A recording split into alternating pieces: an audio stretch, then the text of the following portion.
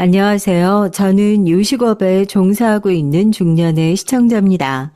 저희 시댁 식구들과 제가 살아온 인생 얘기를 보내면 재밌을 것 같아서 사연을 적어봐요. 제 부모님께서는 작은 식당을 운영하셨습니다. 소문난 맛집까지는 아니었지만 단골 손님들이 몹시 많은 가게였어요. 식당을 찾는 아저씨들이 하나같이 다들 저희 어머니 손맛이 최고라며 엄지를 치켜 세웠던 기억이 납니다. 같은 찌개, 같은 밑반찬이어도 이 집 음식은 맛이 다르다며 근처에 올 일이 없어도 일부러 생각나서 찾게 된다며 칭찬 일색이었죠.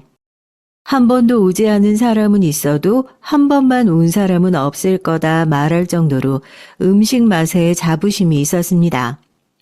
제가 먹기에도 저희 어머니께서는 요리를 참 잘하셨어요. 어머니께서는 언제나 요리를 하실 때 건성으로 간단하게 휙휙 만드는 것 같아 보였지만 완성된 요리를 먹어보면 맛이 달랐습니다. 어떻게 그렇게 요리를 잘하시냐 여쭤보면 어머니께서는 항상 요리는 타고나야 한다고 대답하셨거든요. 요리는 손맛이네 어쩌네 하지만 그런 거 다 필요 없고 혀가 좋아야 한다면서요. 어머니께서는 맛만 보시면 그 요리를 어떻게 만들었는지 귀신같이 다 알아맞히셨습니다. 그런 어머니 핏줄이라 그런지 저도 요리 솜씨가 꽤 괜찮은 편이었어요. 어렸을 적부터 식당 일 하시는 어머니 어깨너머로 많이 배우기도 했고요. 요리가 혀가 중요하다는 어머님 말씀을 어렸을 때 그저 그렇구나 정도로 이해하고 넘어갔지만 나이가 좀 들고 보니까 확실히 체감이 됐습니다.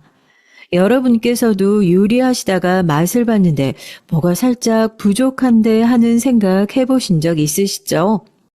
그럴 때 요리 잘하는 사람들은 설탕을 더 넣어야 한다, 소금을 더 넣어야 한다, 감칠맛이 부족하다, 이런 식으로 척척 해결 방법이 나오잖아요. 그게 바로 혀의 중요성이에요. 요리에 감이 없고 맛을 봐도 잘 모르는 사람들은 분명 어딘가 부족하고 맛이 없긴 한데 뭘 어떻게 해결해야 할지 전혀 모르거든요. 저는 어머니의 혀를 닮아서 그런가 무슨 음식을 먹어도 얘는 마늘이 좀 더 많이 들어갔구나. 이 소스는 어떤 재료들로 만들었겠구나. 감이 딱딱 오더라고요. 아마 저희 부모님께서 자본금이 좀 있어서 식당을 크게 하셨으면 저 못지않게 성공하셨을 겁니다. 형편이 넉넉하지 않고 상황이 어려워서 그랬지 아무리 생각해도 어머니 요리 실력은 주변에서 쉽게 찾아볼 수 있는 수준이 아니었거든요. 지금도 어머니께는 참 감사한 마음뿐이에요. 제게 이런 능력을 물려주셨기에 장사를 시작할 수 있었으니까요. 글 서두에 말했듯 저는 요식업에 종사하고 있습니다. 전국에 체인점도 몇 개 두고 있고 인터넷으로 밀키트라는 것도 만들어 팔고 있어요. 밀키트라고 하면 나이 드신 분들께서는 좀 생소한 개념이실 수 있는데 쉽게 말해서 그냥 포장 판매를 전국을 대상으로 멀리까지 한다 생각하시면 됩니다. 재료를 비조리 상태로 포장해서 각 가정에서 직접 요리할 수 있게 택배로 판매를 하거든요.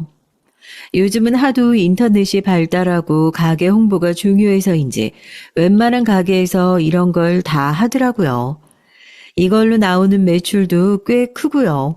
어찌됐든 운 좋게도 사업이 성공해서 지금은 자리를 잘 잡은 상태지만 처음부터 장사가 잘 됐던 건 아니었어요.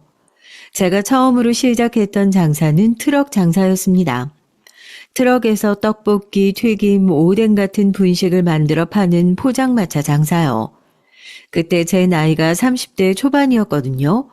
저는 남편과 20대 초반의 어린 나이에 결혼을 했습니다.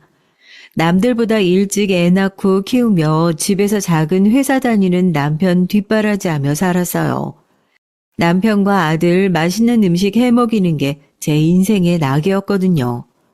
그런데 남편이 갑작스레 회사에서 정리해고를 당하고 생활비를 벌어올 사람이 없어지며 앞날이 막막해졌습니다. 처음에는 남편이 다른 회사로 취직 준비를 했었지만 쉽지가 않더라고요. 한참 구직 활동을 하다 실패하고 결국 저희 부부가 선택한 것은 트럭 장사였습니다. 남편의 퇴직금으로 장사를 할 만한 트럭을 하나 구매하고 분식을 팔기 시작했어요. 원래는 작은 식당을 하나 차려서 저희 부모님처럼 백반집 장사를 하고 싶었지만 가게 하나 차리는데 돈이 어마어마하게 들더라고요. 그래서 선택한 것이 트럭 장사였고 트럭에서 팔 만한 것이 기껏해야 뭐가 있겠어요. 거창한 음식을 팔 수는 없으니 어쩔 수 없이 분식이 된 것이었죠. 그래도 남들처럼 냉동식품 사서 튀기기만 하고 양념 사와서 대충 끓이기만 해서 장사를 하고 싶진 않았습니다. 새벽부터 일어나 튀김, 속재료를 손질하고 모든 음식을 전부 수제로 만들었어요. 남편은 이런 거 누가 알아준다고 이렇게 고생을 사서 하냐 말했지만 저는 그런 남편에게 원래 장사는 이렇게 해야 하는 거다. 이렇게 하나하나 정성 들여 하다 보면 어느 순간 손님들이 알아보고 찾아주시는 거다 말했습니다. 어렸을 적부터 저희 어머니께서 그렇게 장사하시는 모습을 보고 자랐거든요. 부모님께서는 작은 밑반찬 하나 사오는 법 없이 하나부터 열까지 다 직접 만드셨어요. 가끔 보면 왜 저렇게까지 하나 싶을 정도로 고집스러웠지만 그게 부모님의 장사 철학이었습니다. 떡볶이 양념도 몇 번을 시도하고 실패하며 최상의 배합과 비법 재료를 넣어 제가 만들 수 있는 가장 최선의 맛으로 항상 찾아주시는 손님들께 실망을 끼쳐드리지 않기 위해 일정한 맛을 유지하기 위해 노력했어요. 처음에는 동네 꼬마들이 주된 손님들이었지만 입소문이 났는지 날이 갈수록 손님들이 늘어갔습니다. 바쁜 시간대에는 줄을 서서 음식을 사갈 정도로 장사가 잘 됐죠. 몇 시에 문을 여냐, 매일매일 여는 거냐, 트럭 장사하는 시간을 묻는 사람도 많아졌고 처음에는 아침 9시부터 저녁 9시 정도까지 12시간여만 하던 장사 시간을 늘려 거의 하루 종일 음식을 팔았어요. 비가 오나 눈이 오나 몸이 안 좋다 핑계대지 않고 장사를 했습니다. 처음 트럭 장사를 시작할 때까지만 해도 과연 이게 잘 될까 망하는 건 아니냐 걱정했던 남편도 차츰차츰 장사가 잘 되기 시작하자 더욱 열심히 참여를 하더라고요. 그렇게 고생해서 모은 돈으로 작은 가게를 하나 냈습니다. 남편은 제게 원래 백반집 같이 제대로 된 요리하는 식당을 하고 싶다고 하지 않았냐고. 당신 요리 실력 하나는 내가 보증하니까 이왕 가게 여는 거 분식집 말고 찌개집 같은 식당을 열어보는 게 어떠냐고 물었었죠. 하지만 저는 고개를 가로저었습니다. 한번 시작한 분식 끝장을 보겠다고요. 널린 게 백반집인데 이제 와서 백반집을 새로 열어봤자 손님들이 들여다보기나 하겠냐. 그에 비해 우리 분식 트럭은 어땠냐. 멀리서부터 찾아주시는 손님들이 얼마나 많이 계셨냐. 가게 연다고 하니까 위치 물어보고 시간 내서 꼭 찾아오시겠다 해주시는 분들도 많았다. 그런데 갑자기 백반집이라니 얼토당토 않은 소리다. 떡볶이랑 튀김이 대단한 요리는 아니지만 난 우리 음식에 자부심이 있다. 그렇게 분식집이 문을 열었고 감사하게도 가게 시작부터 많은 손님들이 찾아주셨습니다. 맛집 프로그램 같은 곳에도 몇 번 소개되고 어디서 소문이 났는지 전국 각지에 손님들이 몰려드는 탓에 가게 확장도 한번 하고 근처에 2호점도 열게 됐어요. 제 음식에 자부심이 있다 생각하긴 했지만 솔직히 좀 얼떨떨하기는 했거든요. 떡볶이랑 튀김, 김밥 같은 분식이 맛있다고 해서 엄청나게 특출난 맛을 내기는 어렵잖아요. 아마 멀리서부터 찾아주시는 분들은 맛 하나만 보고 오시는 것이 아니라 가성비와 우리 가게만의 특별한 무언가를 기대하고 찾아주시는 것이라 생각했습니다. 그럴수록 더 초심을 잃지 않고 기본에 충실하며 항상 제대로 된 음식을 내어드리기 위해 노력했어요. 재료에 돈 아끼지 않고 양 줄이지 않고 재활용하지 않고 기본적인 것이지만 속이려고 하면 속일 수 있는 것들. 저 스스로에게 거짓말하지 않고 장사 철칙을 지키며 눈코 뜰 새 없이 바쁘게 일했습니다. 그렇게 일하다 보니 2호점, 3호점을 넘어 전국의 체인점을 내게 됐고 이제는 꽤나 유명한 분식 업체가 됐죠. 지금은 몸이 예전 같지도 않고 가게 운영뿐만 아니라 체인점 관리 등 사업적으로 처리할 일들이 생기다 보니 매일같이 새벽부터 나가 음식 준비를 직접 하진 않았지만 그래도 일주일에 두세 번은 꼭 가게에 나가 직접 분위기를 살피고 음식 점검도 하고 가게 운영에 최선을 다하고 있습니다. 규모가 커진 만큼 당연히 트럭 장사하던 때와는 비교도 되지 않을 만큼 돈을 벌어들이고 있어요. 남편은 지금도 가끔씩 그때 당신이 트럭 장사를 하자는 말을 안 했으면 어쩔 뻔했냐며 내가 무슨 복이 있어 당신 같은 마누라를 만났는지 모르겠다고 고마워합니다. 남편 혼자 회사 다니며 돈 벌어오고 저는 집에서 한두 푼 아끼며 살림하던 때를 생각하면 정말 개천에서 용난 격이죠. 양가 부모님께서도 용돈 쥐꼬리만큼 챙겨드리다가 지금은 생일이며 명절이며 몇백만 원씩 턱턱 쥐어드리고 가지고 싶은 것이 있으시다 하면 편하게 구매하시라 카드를 쥐어드릴 정도로 형편이 넉넉해졌습니다. 처음 트럭 장사를 시작할 때만 해도 반신반의하시며 영 미덥잖아 하셨는데 참 사람 일 모르는 거죠. 특히 시부모님들께서는 더욱더 장사를 반대하셨거든요. 그냥 다른 회사 찾아서 입사하면 되지 왜 젊은 나이에 본인 아들을 데리고 사서 고생을 하려 하냐 구박하기도 하셨고요. 시부모님 얘기가 나온 김에 본격적으로 시댁 식구들 얘기를 좀 해볼게요. 남편에게는 남동생 둘이 있는데 별 볼 일 없는 작은 회사에 다니던 남편과 다르게 남동생 둘은 다 의사에 변호사에 걸출한 인재들이었습니다. 그래도 마냥 못난 형이라고 말할 수는 없는 게 남편이 어릴 적부터 동생들 뒷바라지를 하느라 고생 많이 했거든요. 시부모님께서는 시골에서 농사를 짓는 분들이셨고 남편은 중학교 졸업 후 고등학교도 들어가지 않고 바로 공장에 들어가 돈을 벌었습니다. 그러면서 부모님 농사도 돕고 동생들도 돌보고 그 시절 마지들이 대부분 그렇듯 본인 꿈을 펼치기보다는 가족들을 위해 희생을 한 거죠. 그런 남편 덕분에 남동생들은 돈 걱정 없이 공부에만 집중할 수 있었고 둘 다 서울로 대학을 들어가 번듯한 직장을 가질 수 있게 된 것이었어요. 아마 남편에게도 마음 편하게 공부할 수 있는 기회가 주어졌다면 서방님들 못지않게 공부를 잘 했을 거예요. 저희 남편이 서방님들에 비해 학력이나 조건은 좀 딸려도 인성은 비교가 안 되는 수준입니다. 솔직히 저 같으면 본인들 뒷바라지 해주느라 젊을 적부터 뼈 빠지게 고생한 형에게 미안하고 고마워서 성공한 후에 하나라도 더 챙겨주려 할 텐데 서방님들은 정말 아나무인이 따로 없었죠. 남편이 회사에서 잘렸을 때도 역시 못 배워서 능력이 없어서 그런 거라며 핀잔을 줬고 그렇다고 경제적으로 도움을 주기라도 했냐? 그것도 아니었습니다. 그렇게 돈 잘 벌고 잘난 사람들이라면 어려움에 처한 형에게 작은 도움의 손길이라도 내밀어 줄 수 있는 거잖아요. 장사 시작할 때도 역시 배운 게 없어서 할 수 있는 게 장사 같은 천한 일뿐이라며 사람 면전에 대고 무안을 주질 않나 쪽팔려서 어디 가서 형 있다고 말도 못한다며 농담 아닌 농담을 하는데 정말 못 들어줄 정도였습니다. 참다 못해 서방님들 그러시는 거 아니다. 지금 그렇게 일 잘 풀리고 잘 사는 거 솔직히 우리 남편 덕이 크지 않냐.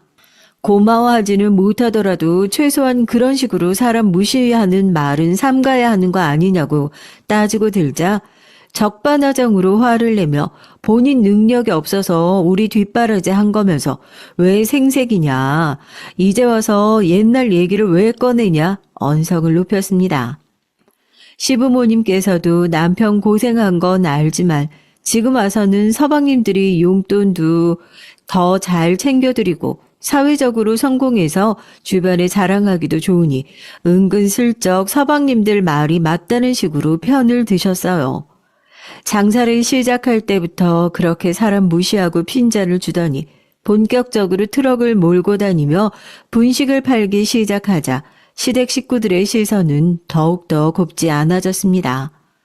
장사가 처음부터 잘 된 건 아니었으니 기껏 새벽부터 일어나 재료를 다 준비해 놓고 팔지 못해 버릴 때도 있었어요. 한 푼 한 푼이 아까운 상황에 재료가 몹시 아깝기는 했지만 내가 못 먹는 것은 손님들에게도 팔 수 없다고 생각하며 스스로에게 부끄러울 만한 짓은 하지 않았습니다. 그 과정에서 남편과 싸우기도 참 많이 싸웠습니다.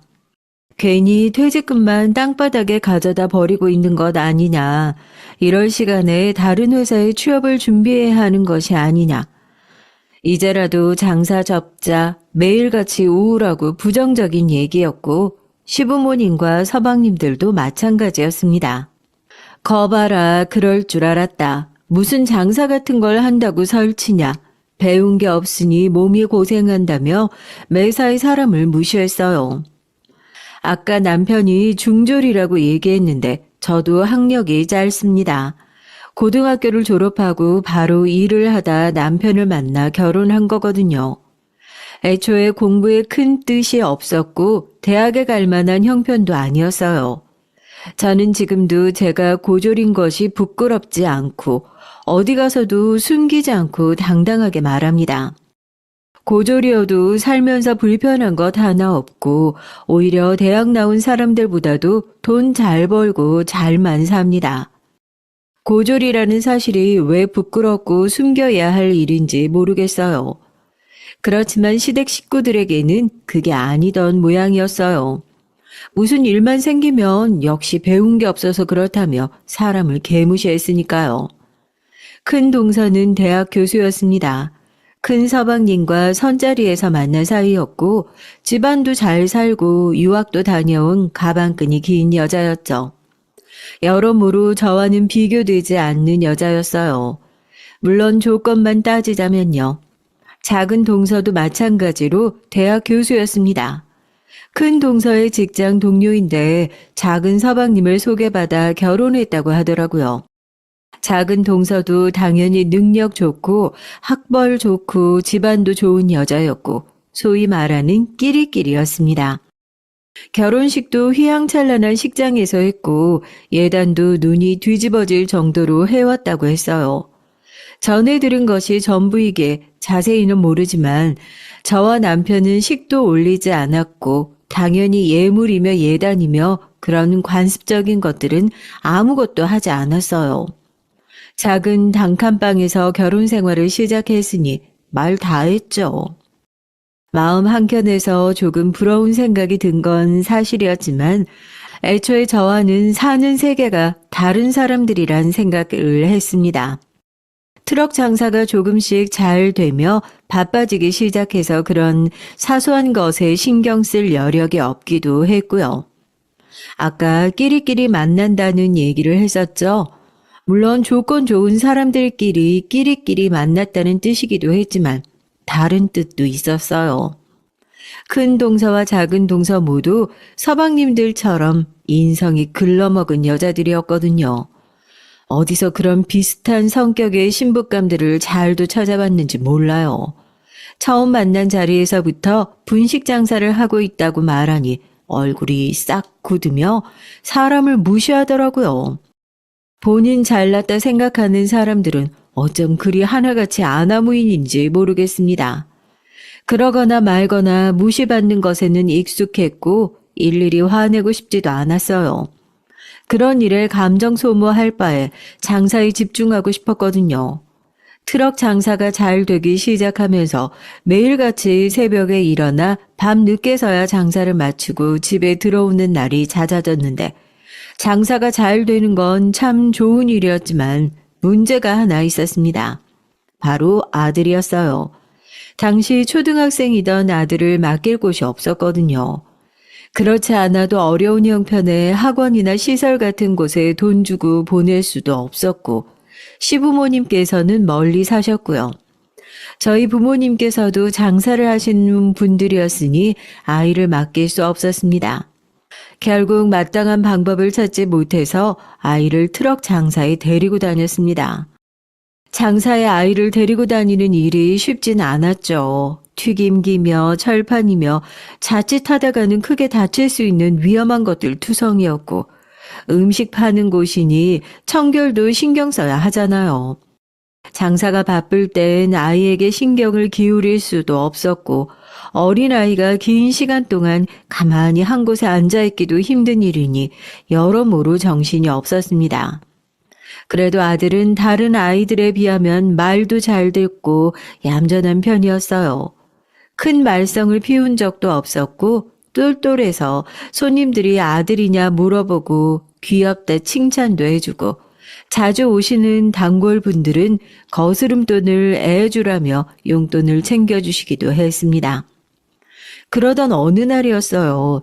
그날도 평소와 마찬가지로 학교를 마치고 돌아온 아이를 데리고 나가 장사를 하고 있었는데 그날따라 손님이 너무 많아서 정신이 하나도 없었습니다. 평소 같으면 틈틈이 아이가 뭘 하고 있는지 위험한 짓은 하지 않는지 확인을 하는데 정신없이 일하다 보니까 아이를 신경 쓸 틈이 없었죠. 한바탕 손님들이 휘몰아쳤다가 겨우 숨 돌릴 틈이 생겨 그제서야 아들을 찾아 고개를 돌렸지만 아들은 트럭 주변 그 어디에서도 보이지 않았어요. 덜컥 불안한 마음이 들어 남편에게 트럭을 맡기고 아들을 찾아 주변을 뒤지기 시작했습니다. 그때 끼익하고 자동차 바퀴가 급하게 멈춰서는 소리와 뒤를 이어 남자가 고함을 치는 소리가 들려왔어요. 서둘러 그쪽으로 달려가자 골목길 앞에 선 자동차와 그 앞에 엎어져 있는 저희 아들이 있었습니다. 놀란 마음에 한달음에 달려가니 아들은 엉엉 울고 있고 남자는 그런 아들에게 왜 위험하게 갑자기 튀어나오냐, 앞 안 보고 다니냐 고래고래 소리를 질렀습니다. 알고 보니 아들은 혼자서 트럭 주변을 돌아다니다가 버려진 공을 발견했고 그걸 차며 놀다가 자기도 모르게 트럭에서 점점 멀어졌던 거예요.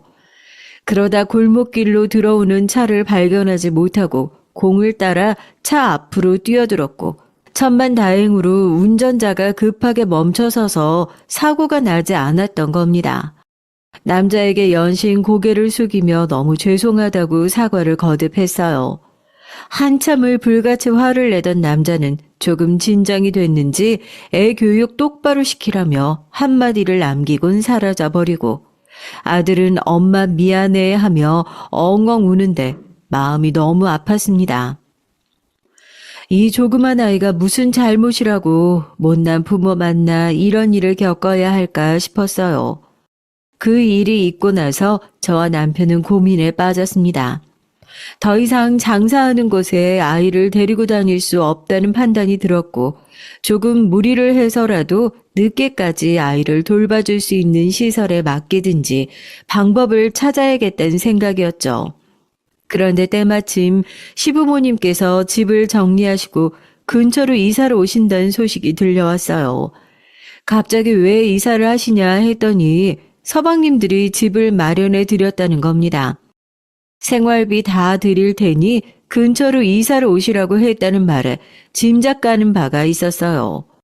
겉으로는 그동안 고생 많이 하셨으니 농사 정리하시고 근처로 이사 오시라. 저희가 생활비도 다 드리고 이제 편하게 모시겠다는 식이었지만 속셈이 있어 보였습니다.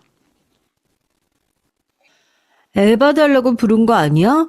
동서들 둘 다 얼마 전에 애 낳았잖아. 동서 둘은 비슷한 시기에 임신했고 비슷한 시기에 출산을 했어요. 요즘 저출산이다 뭐다 해서 육아휴직도 잘 되어 있고 제도도 좋지만 대학 교수들은 사정이 좀 다른 모양이었습니다. 동서 둘 다 출산하자마자 몸조리도 하는 둥 마는 둥 바로 복직을 했다고 하더라고요. 저야 대학이라곤 다녀본 적 없는 사람이니 자세한 사정은 모르겠지만요. 돈도 많으면서 그냥 전문 시설 같은 곳에 애 맡기면 되는 거 아닌가 싶었지만 요즘 하도 사건 사고가 많잖아요.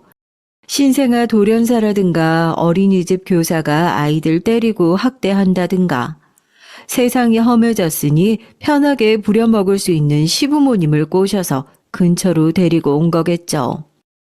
제 말에 남편은 에이 설마 그러겠어. 진짜 고생하신 거 알고 있으니 이제 곁에 모시고 효도하려고 그런 거겠지 했지만 저는 두고 보라고 앞으로가 뻔히 보인다 얘기했고 역시나 제 예상대로 동서들은 시부모님을 완전히 보육원 취급하면서 아이를 가져다 맡겼습니다. 게다가 육아뿐만 아니라 집 청소며 반찬 배달이며 다양하게도 부려 먹었더라고요. 물론 생활비를 넉넉하게 주기는 했지만 돈이 다가 아니잖아요. 그런 동서들의 모습을 보며 기가 차긴 했지만 한편으로는 시부모님께 저희 아들도 부탁드리면 안 될까 하는 생각이 들기는 했습니다. 저희 아들은 초등학생에다 얌전한 편이고 특별히 돌봐주실 필요 없이 그저 사고 안 치나 아픈 곳 없나 곁에서 살펴봐 주시는 정도로 충분했으니까요. 어차피 하루 종일 집에 계시는데 크게 어려울 일은 아니지 않을까 싶었고 거리도 가까워졌으니 남편과 고민하다가 조심스레 얘기를 꺼냈습니다. 저 어머니 요즘 고생하시는 거 알고 있는데 혹시 부탁 하나만 드려도 될까요? 저희가 하루 종일 장사를 하다 보니까 아들 맡길 곳이 마땅치 않아서요. 얼마 전에는 장사하는 곳에 데리고 갔다가 크게 사고 날 뻔했고 아이가 얌전해요. 사고도 안 치고요. 제가 학교 끝나면 어머님 댁에 데리고 갔다가 장사 끝나면 데리러 갈게요. 그냥 가끔씩 살피기만 해주세요. 혼자서도 잘 놀 거예요. 그러나 시어머니께서는 제 부탁에 몹시 화를 내셨어요. 이젠 너까지 나를 애봐주는 사람 취급하냐면서요. 예, 내가 무슨 애봐주는 사람인 줄 아냐? 안 그래도 고생스러워 죽겠는데 여기서 애를 하나 더 보라고? 네 동서들이야 바깥에서 중요한 일 한다고 치고 그러고 넘어가겠는데 너는 뭐니? 기껏해야 트럭에서 떡볶이 팔고 튀김 팔면서 뭐가 그리 잘났다고 시부모를 부려먹어. 애 봐주면 줄 돈은 있니? 그래도 네 동서들은 생활비는 꼬박꼬박 통장에 잘 넣어주더라. 사람이 양심이 있어야지 말이야. 다시는 그딴 소리 나한테 꺼내지도 마라. 결국 그렇게 저희는 아들을 친정 부모님께 맡기게 됐습니다. 부모님께서도 장사하시느라 바쁘셨지만 적어도 아이를 가게에 데리고 있어 주실 수는 있었으니까요. 아들은 친정 부모님이 하시는 가게 한 구석에 앉아 혼자서 책도 읽고 숙제도 하며 시간을 보냈습니다. 그래서 그런지 아들은 철도 일찍 들고 어렸을 적부터 제게 투정 한번 부려본 적이 없었어요. 그런 아들의 애어른 같은 모습을 보면 너무나 미안한 마음뿐이었죠.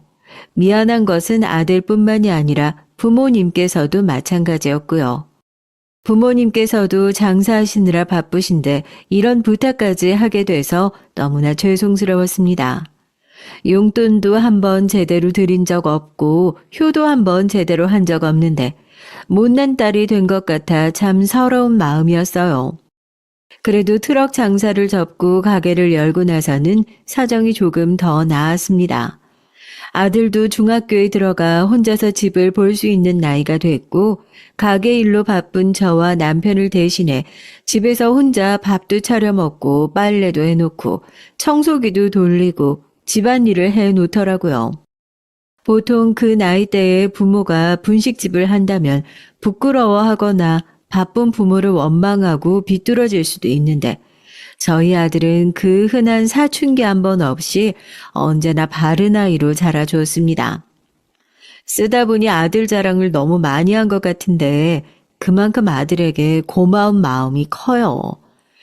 그 흔하다는 사교육 한 번 시켜준 적이 없는데도 공부도 잘하고 지금도 제 곁에서 큰 힘이 되어주고 있거든요.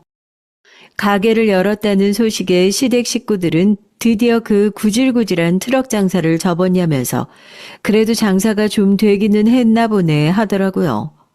어떤 가게냐 물어오길래 그냥 작은 분식집이라 대답했더니 역시나 그럼 그렇지 하는 표정이었습니다. 서방님들은 대놓고 사람을 무시했다면 동서들은 은근슬쩍 기분 나쁘게 사람을 무시했어요. 분식집이 뭐 어때서요? 저도 가끔은 떡볶이 먹고 싶더라고요. 가끔 불량식품이 땡기기도 하니까요. 그래도 우리 애들 먹이기는 좀 그렇죠. 아니 뭐 더럽다 격 떨어진다 생각하는 건 아니고 몸에 안 좋잖아요. 기분 나쁘신 건 아니죠? 형님 요리 잘하신다 들었는데 겨우 분식집 같은 걸 하셔서 아쉽네요. 참 이래서 사람이 돈이 없으면 아쉬운 일이 많다니까요. 그래도 뭐 트럭 장사 하던 시절보다 낫잖아요. 장사도 좀 잘 돼서 형편이 조금이나마 나아져야 할 텐데. 그래봤자 뭐 애기들 코 묻은 돈이겠지만요. 누가 봐도 진심으로 저를 위해서 해주는 말이 아니라 사람 기분 나쁘라고 돌려하는 말투였습니다. 그렇지만 저는 굳이 열을 내며 대꾸를 해주지는 않았어요. 축하해주길 바라진 않아도 좋은 반응을 기대하지도 않았거든요. 동서들은 이것 외에도 제 속을 긁는 행동들을 골라 했습니다. 동서와 서방님들은 가족 모임 자리에서 이상하게 영어를 많이 쓴다든가 제가 알아듣기 어려운 용어들을 사용하며 얘기를 했죠. 처음에는 제 자격지심이라고 생각했는데 듣다 보니까 이상한 점이 많더라고요. 같은 일이 자꾸 반복되니 명백한 고의라고 느껴졌습니다.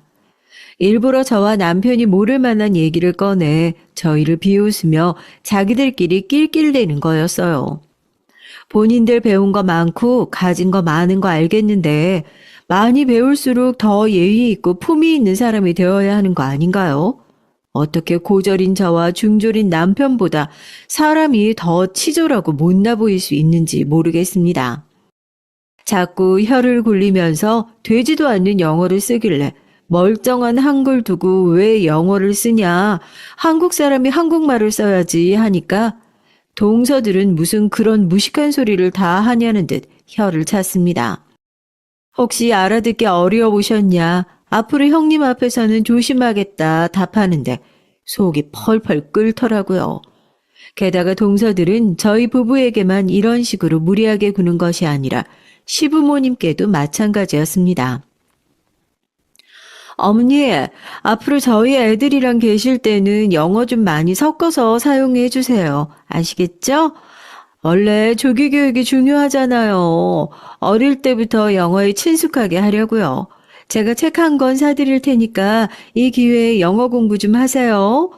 원래 공부는 늙어 죽을 때까지 끝이 없는 법이라고 하잖아요. 시부모님께 영어라니, 그게 무슨 당치도 않은 소린가요?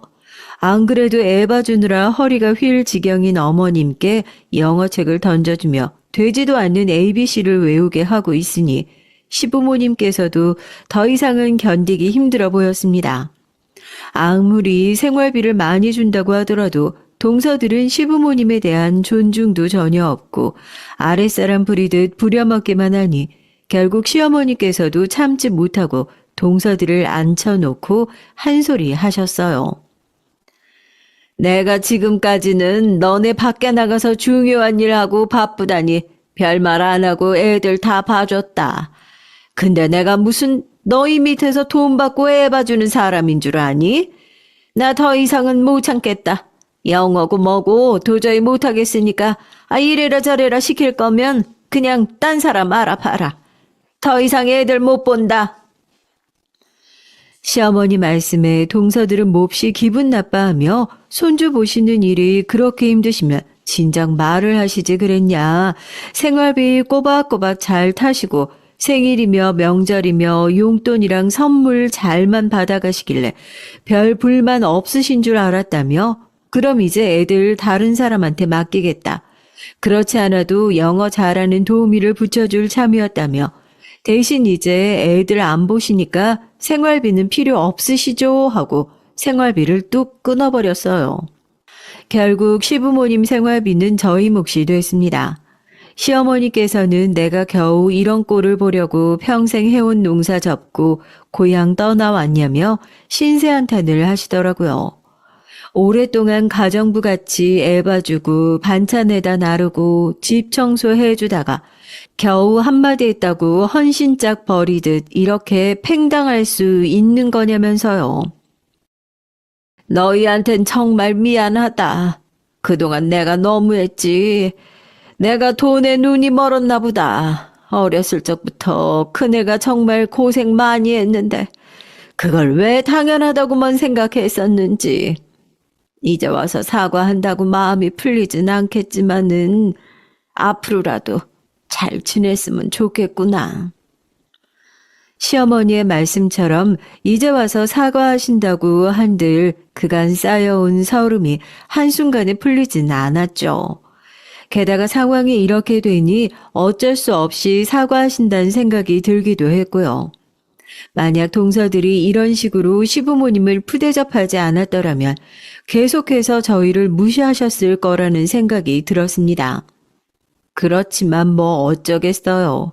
아무리 미워도 남편 부모님이라는 사실은 변하지 않잖아요. 남편을 낳아주시고 키워주신 분들인데 생활비가 없어 쩔쩔매는 모습을 못 본 척할 수도 없었고 다행히도 그쯤부터 장사가 잘 풀리기 시작해 2호점도 내고 여유가 생겨 문제없이 생활비를 보내드릴 수 있었습니다. 동서들은 그렇게 시부모님을 쌩하니 내쳐놓고 명절이며 생일이며 바쁘다는 핑계로 연락 한 통이 끝이었고 참 보면 볼수록 가관이었어요.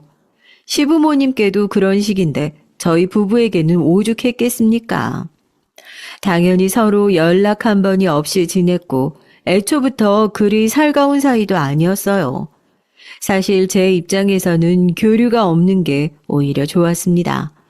좋게 생각해 보자면 동서들 덕에 이제라도 시부모님께 그동안 무시당했던 것들을 사과받고 나름대로 사이가 잘 풀렸으니 그건 다행이었죠.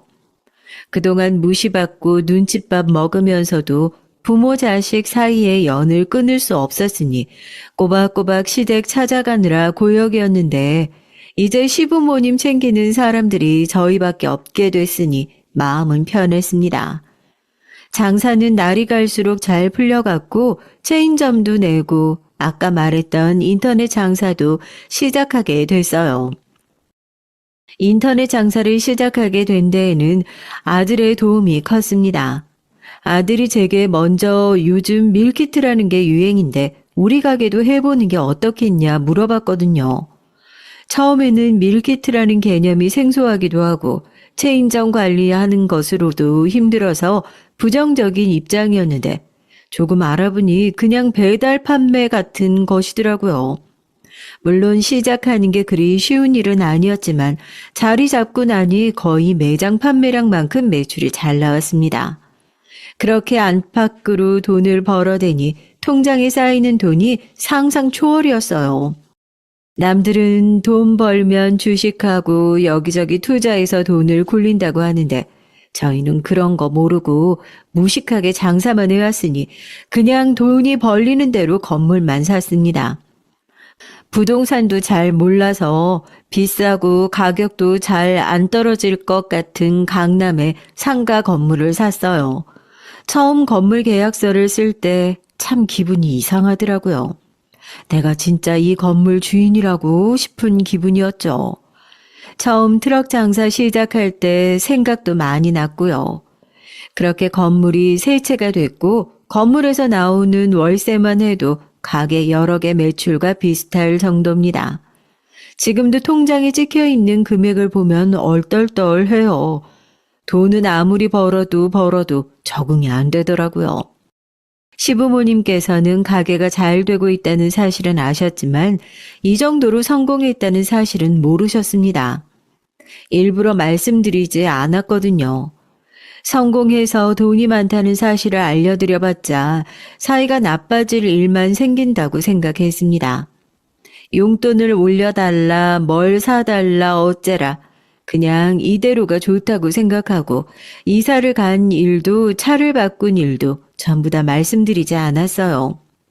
시부모님께는 모든 것을 비밀로 했지만 친부모님께는 이 모든 과정을 다 말씀드렸습니다. 용돈도 드리고 집도 사드리고 모시고 좋은 곳에 가서 식사도 하고요.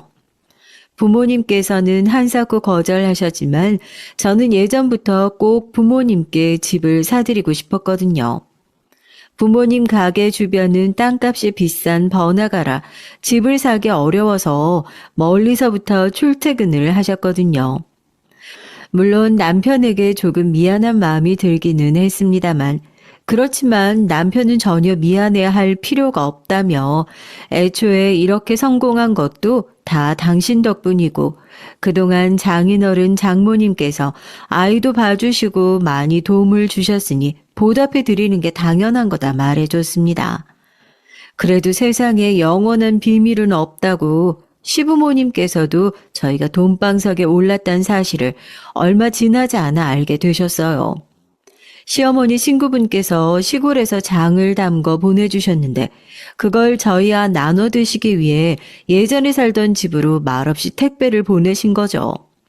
택배는 반송되어 돌아왔고 의아하게 생각하신 시어머니께서 이사했냐 물으시는 말에 아들이 아무 생각 없이 지금 살고 있는 고급 아파트 주소를 불러드린 겁니다. 결국 시부모님께 자초지종을 설명하고 강남에 건물만 세 채가 있다. 저희도 이렇게까지 성공할 줄은 몰랐다고 말씀드리니 시부모님께서도 몹시 놀라신 눈치였어요. 사람이 뭐든 한 우물을 파면 성공하는 법이라고. 그나가 너를 처음 봤을 때부터 뭐라도 할 애인 줄은 알았다. 너희가 뭘 걱정해서 우리한테 그 사실을 숨겼는지 알겠는데. 근데 우리 너희한테 손 안 벌린다. 그런 일 겪어보니 알겠더라. 사람이 돈이야 다가 아니라는 거를. 지금처럼 자주 얼굴 보고 밥 먹고 안부 주고받는 걸로 충분하다. 본인들에게 성공한 사실을 숨긴 것에 대해 몹시 섭섭해하시고 노하실 줄 알았는데 솔직히 조금 의외인 반응이었어요. 동서들과 그런 일들을 겪으면서 정말 많이 변하시긴 했구나 싶었습니다. 그렇게 그 뒤로 예전과 크게 달라진 것 없이 평화로운 일상을 보냈죠. 물론 시부모님께서 요구하시진 않으셨어도 용돈은 넉넉하게 드렸습니다. 그러던 어느 날 큰 동서에게서 아주 오랜만에 연락이 왔어요. 얼마 후면 시어머니 생신인데 오랜만에 가족 다 같이 모여서 식사를 하면 좋겠다고요. 그동안 생신이고 뭐고 나 몰라라 연락 한 통 없더니 이제 와서 갑자기 무슨 식사인가 싶었지만 일단 알겠다고 대답했어요. 장소는 고급 일식당이었고 아들 남편과 함께 약속 장소로 향했습니다. 사실 저는 평소에 그렇게 회를 좋아하질 않아요. 옛날에 날 것을 먹고 크게 체한 적이 있었거든요. 저희 남편도 저와 마찬가지로 날 것을 그닥 좋아하지 않고 부모 입맛 탓인지 저희 아들도 날 것을 잘 못 먹습니다. 돈은 많이 벌었어도 저와 남편은 여전히 고급 식당보다는 동네 가게에서 먹는 삼겹살에 소주가 제일 좋더라고요. 그래서 여러모로 고급 일식당은 그리 달가운 장소가 아니었지만 본인들이 불렀으니 본인들이 사겠지 싶어서 크게 토를 달지 않고 나갔습니다. 잘 지내셨어요? 그건 너무 바빠서 저희가 연락을 못 드렸네요. 생신 축하드려요, 어머님. 오랜만에 만난 동서들은 뻔뻔하게도 살랑살랑 웃으며 시어머니 비위를 맞추더라고요. 딱 봐도 분명 뭔가 검은 속내가 있구나 싶었습니다. 역시나 식사가 조금 진행되니 근황 얘기를 하던 큰 동서가 본론을 꺼냈어요. 본인들이 이번 명절에 부부 동반으로 해외여행을 가는데 아이를 데리고 가기가 좀 어려운 장소라 어차피 명절에 집에만 계실 테니 애들 좀 봐달라면서요. 그러면서 봉투에 용돈을 넣어가지고 내미는데 참 보면서도 어이가 없더라고요. 시어머니께서는 당연히 표정이 굳어지셨고 시아버지도 기분이 상하신 듯 헛기침을 하셨습니다. 결국 자리 분위기는 순식간에 급속도로 싸해졌고 괜히 별 말 얹고 싶지 않아 얌전히 밥만 먹고 있었죠. 엄마, 나 먹을 수 있는 게 하나도 없어. 그런데 옆에 앉아있던 아이가 조심스레 제게 말을 걸어오더라고요. 아들 말에 식탁을 내려다보니 온통 회에 날 것뿐이었습니다. 저랑 남편은 입맛에 안 맞아도 대충 집어먹고 말았는데 여기까지 와서 아들을 쫄쫄 굶길 수가 없었어요. 결국 종업원을 불러 혹시 아이가 먹을 만한 익힌 음식이 있냐고 물었고 종업원은 난감하다는 얼굴로 오늘 코스 요리에는 익힌 음식이 포함되어 있지 않다. 기껏해야 계란찜 정도다 답했습니다. 추가금을 내도 괜찮으니 아무거나 익힌 음식을 가져다 달라 말하니까 곤란해하던 직원은 주방을 몇 번 왔다 갔다 하고는 튀김 종류가 가능하다며 가져다 드리겠다고 말했어요. 저는 알겠다 답했습니다. 튀김은 모든 코스가 끝날 때쯤에서야 느지막이 나왔고 아이는 식사 시간 내내 굶다 겨우 튀김 몇 개를 입에 넣고 자리에서 일어났습니다. 여러모로 마음에 들지 않은 자리였기에 빨리 집에 돌아가 아이에게 제대로 된 저녁을 먹이고 싶은 생각이었죠. 그런데 식당 앞에서 동서들이 저를 불러 세우더라고요. 얘기 좀 하자면서요. 형님, 아무리 그래도 좀 너무한 거 아니에요? 이런 고급 식당 안 와보신 건 알겠는데 같이 앉아있는 사람 생각도 하셔야죠. 왜 그렇게 촌티를 내세요? 이래서 형님은 그냥 안 부르려고 했는데 이럴 때 아니면 언제 이런 곳 와보시나 싶어 불러드렸더니 참나. 원래 이런 이 식당에서는 다 고급 요리만 파는 거예요. 여기까지 와서 구질구질하게 튀김을 먹어야겠어요? 그리고 돈도 없으면서 왜 맘대로 추가 주문을 해요? 여기 요리가 하나에 얼마짜린 줄이나 알아요? 얻어먹는 게 몸에 배어 있어서 그런가? 가족들이 단체로 궁상이야. 거지 새끼들도 아니고. 부모 닮아서 아들도 염치가 없는 건지 아무리 못 배워도 그렇지 천박해 죽겠어. 상종을 못하겠다니까 진짜.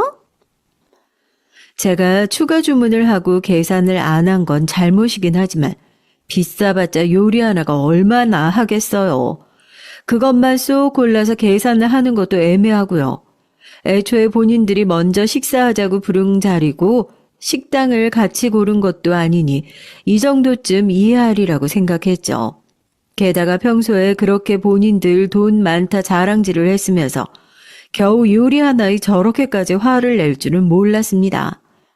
그리고 제 행동을 다시 돌이켜봐도 부끄럽게 느껴질 정도로 진상짓을 한 것 같지도 않았고요. 그런데 면전에 대고 거지 새끼니 천박하다느니 쌍욕이나 다름없는 말을 들으니까 말문이 턱 막히더라고요. 그렇게 잠시간의 침묵이 흐르던 찰나 갑자기 시아버지의 웃음소리가 들려왔습니다. 식사를 마치고 담배를 피러 나오셨던 시아버지께서 우연히 저와 동서들의 대화를 엿들으셨던 모양이었어요. 아주 박장대소를 하시는 모습에 동서들은 모두 영문을 모르겠다는 표정으로 시아버님을 바라봤습니다. 군뱅이 앞에서 주름 잡는다더니 딱 그 꼴이구만. 제 강남의 건물만 세 채야. 너네가 아무리 돈 잘 번다고 날고 기어도 큰아가 발톱 때만큼도 못 따라온다고. 뭐 그리 잘났다고 유세야 유세는. 까불지들 마라. 네? 아버님 그게 무슨 말씀이세요? 강남에 건물이 세 채라뇨. 아니, 동네에서 분식집 장사하시는 사람이 무슨 수로 강남에 건물을 사요? 네 형님 타고 온 차를 봐라. 저게 동네 분식집 장사하는 사람이 타는 차로 보이냐? 그나가 가게 전국에 체인점이 몇 갠데 모르긴 몰라도 너네들보다 몇백 배는 돈 많이 벌 거다. 시아버님이 가리킨 쪽에는 저희가 타고 온 차가 있었어요. 아까 차를 바꿨다고 말씀드렸죠. 솔직히 저는 차 브랜드도 잘 모르고 차에 돈 많이 쓰는 게 이해가 잘 안 되긴 하지만 남편이 고집을 부려 몇 억 나가는 고급 승용차를 샀거든요. 동서들은 그제서야 차를 발견했는지 믿기지 않는다는 얼굴로 저와 차를 번갈아 쳐다봤습니다. 자, 여기 카드. 동서가 산다고 해서 이 정도 푼돈은 그냥 낼 줄 알고 계산 안 한 거였는데 그렇게 사정이 어려운 줄 몰랐네. 겨우 이 정도 돈 가지고 벌벌 떠는 걸 보니까 여행 준비하느라고 돈을 많이 썼나 봐. 이걸로 여행 가서 돈 좀 써. 옷도 사 입고. 그렇게 좋아하는 고급 요리 많이 사 먹고. 난 돈 많이 벌어도 이런 것보다 삼겹살이 더 맛있더라고. 누구 말대로 입맛이 천박해서 그런 건지 뭔지. 그리고 말이 나와서 말인데 우리 시어머니 귀찮게 하지 말고 도우미 고용해. 아, 영어 잘하는 도우미 쓴다더니 막상 쓰려니까 돈이 좀 부족해? 이 카드로 명절에 애들 봐줄 사람 데려오든가. 장사 잘 되는 거 괜히 말했다가 거지 새끼들처럼 돈 빌려달라 뭐 해달라 달려들까봐 그냥 말 안 하고 있었는데 뭐 이미 알게 됐으니까 좀 도와줄게. 가족 좋다는 게 뭐야. 부담 갖지 말고 써.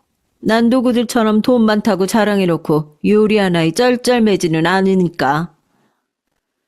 그렇게 동서 얼굴에 카드를 확 던져버리고 차에 올라탔습니다.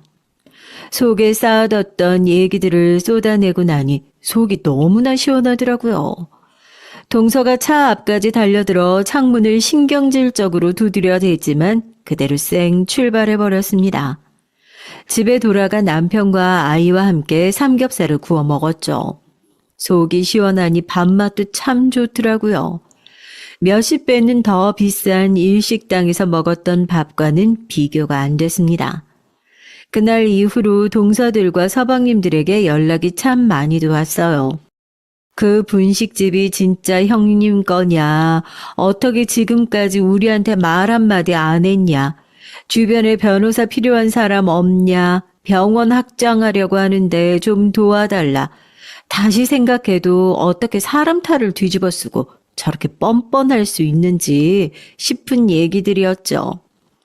당연히 더 이상 들어줄 필요가 없다고 생각해 전부 다 차단해버렸습니다. 시부모님께서도 그날 식사 이후로 완전히 정을 떼셨는지 손주고 아들이고 다 보기 싫다고 딱 선을 그으시더라고요. 더 이상 무시당하면서 연락하고 싶지 않으시다면서요. 완전히 태도 고치고 제대로 사과를 해오기도 전에 마음 풀 생각 없다고 하시는데 아마 불가능하지 않을까 싶습니다. 사람 고쳐 쓰는 거 아니라고 하잖아요. 동서들이나 서방님들이나 평생 돈과 다른 사람들 시선에 목매달며 지금처럼 불쌍하게 살 것 같거든요. 마음 같아서는 그동안 그들에게 무시당한 그대로 갚아주고 싶다는 생각도 있었지만 어차피 그 사람들은 제가 성공했다는 사실만으로도 고통스러울 거예요. 본인들이 그렇게 무시하던 고졸 중졸 출신 부부가 본인들보다 몇 배는 더 성공한 인생을 살고 있으니까요. 끊임없이 본인들과 남들을 비교하며 열등감을 느끼고 스스로를 타박하고 남들을 질투하고 그렇게 고통스러운 굴레에 갇혀 살겠죠. 안 봐도 뻔합니다. 한때는 그들이 원망스럽고 화가 날 때도 있었지만 지금은 그저 불쌍할 뿐이에요. 사람이 많이 배우고 돈 많고 집안 훌륭한 거 중요하죠. 그렇지만 그 무엇보다도 중요한 것은 본인의 마음가짐이라고 생각합니다.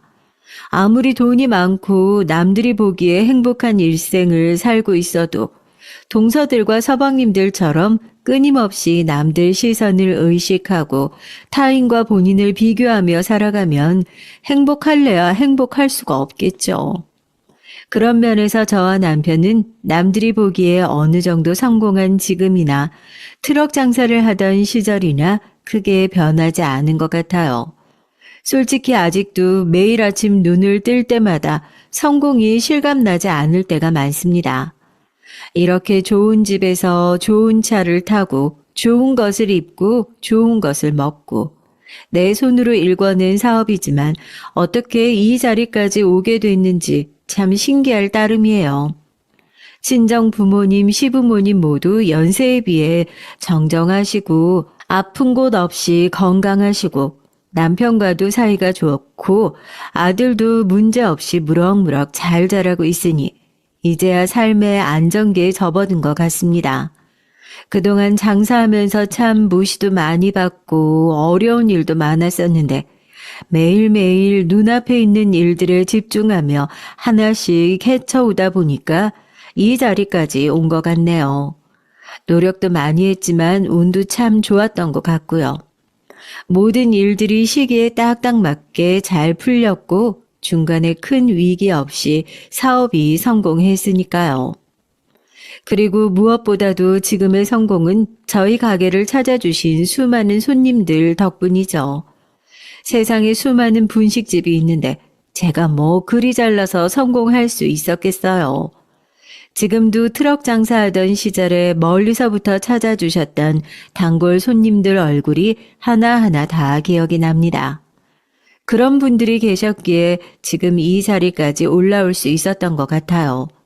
앞으로도 초심 잃지 않고 남들이 뭐라 하든 휘둘리지 않고 제 갈 길을 가고 싶습니다. 이렇게 글을 쓰고 나니까 그동안 살아온 제 인생을 되돌아보는 것 같아서 허심탄회한 기분이네요. 남부럽지 않게 살아오려고 노력했고 앞으로도 그럴 겁니다. 지금껏 앞만 보고 달려왔는데 이제는 한풀 접고 좀 천천히 살아보려고 해요. 부모님 모시고 좋은 곳도 다니고 아들이 더 커서 독립하기 전에 시간도 같이 많이 보내고요. 장사에 너무 집중하느라 제 가족들을 돌볼 시간이 많이 없었던 것 같았거든요.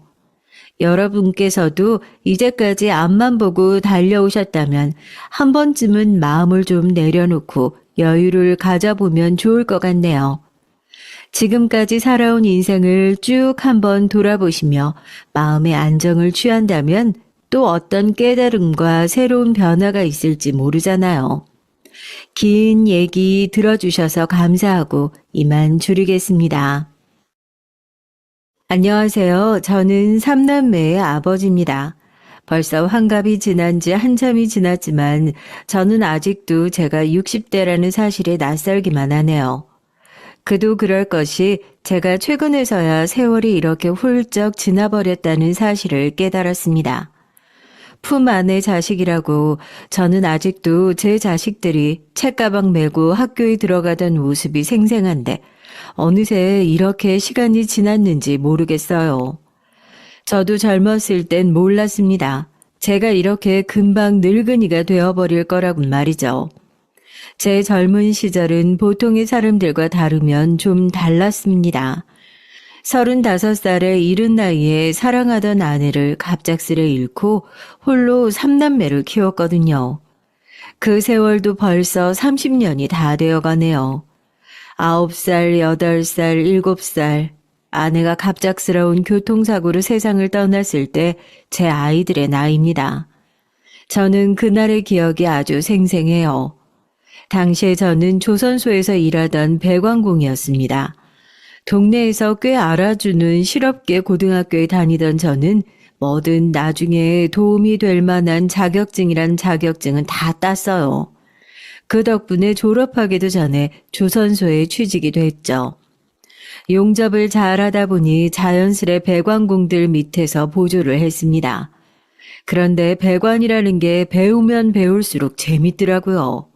그래서 저는 조선소에서 일하면서 공부를 병행해 곧바로 배관 기능사 자격증까지 땄습니다. 일찌감치 기술을 배워 일한 덕분에 돈은 금방 모았죠. 그러다 보니 주변에서는 장가를 가라고 난리였습니다. 그때까지만 해도 조선업이 워낙 성업일 때라 여자를 소개시켜 주겠다는 맞선 자리가 줄을 섰어요. 이렇게 말하면 아내가 하늘나라에서 서운해할 수도 있지만 사실 저는 총각 시절 맞선을 정말 많이 봤거든요. 못해도 100번은 넘게 봤을 거예요. 하루라도 빨리 장가가고 싶은 마음에 들어오는 대로 선을 봤지만 영 마음에 드는 여자를 찾지 못했습니다. 그런데 제 아내를 본 순간 저는 한눈에 뿅 가고 말았죠. 아내가 다방을 걸어 들어오는데 아내의 뒤로 후광이 보이더라고요. 그 순간 저는 아내를 보자마자 어떻게든 저 여자와 결혼해야겠다 생각뿐이었습니다. 몇 개월 동안 데이트를 하며 저는 쉬지 않고 아내에게 구애를 했어요. 결혼하자고요. 당시에 세상 물정이라고는 모르던 23 꽃다운 나이의 아내는 결국 제게 넘어왔죠. 그렇게 저희는 부부가 됐습니다. 아들, 딸, 아들, 황금 비율로 3남매를 낳은 저희 부부는 금술이 너무 좋았어요. 그러니 연년생으로 셋을 연달아 낳을 수 있었던 거겠지만요.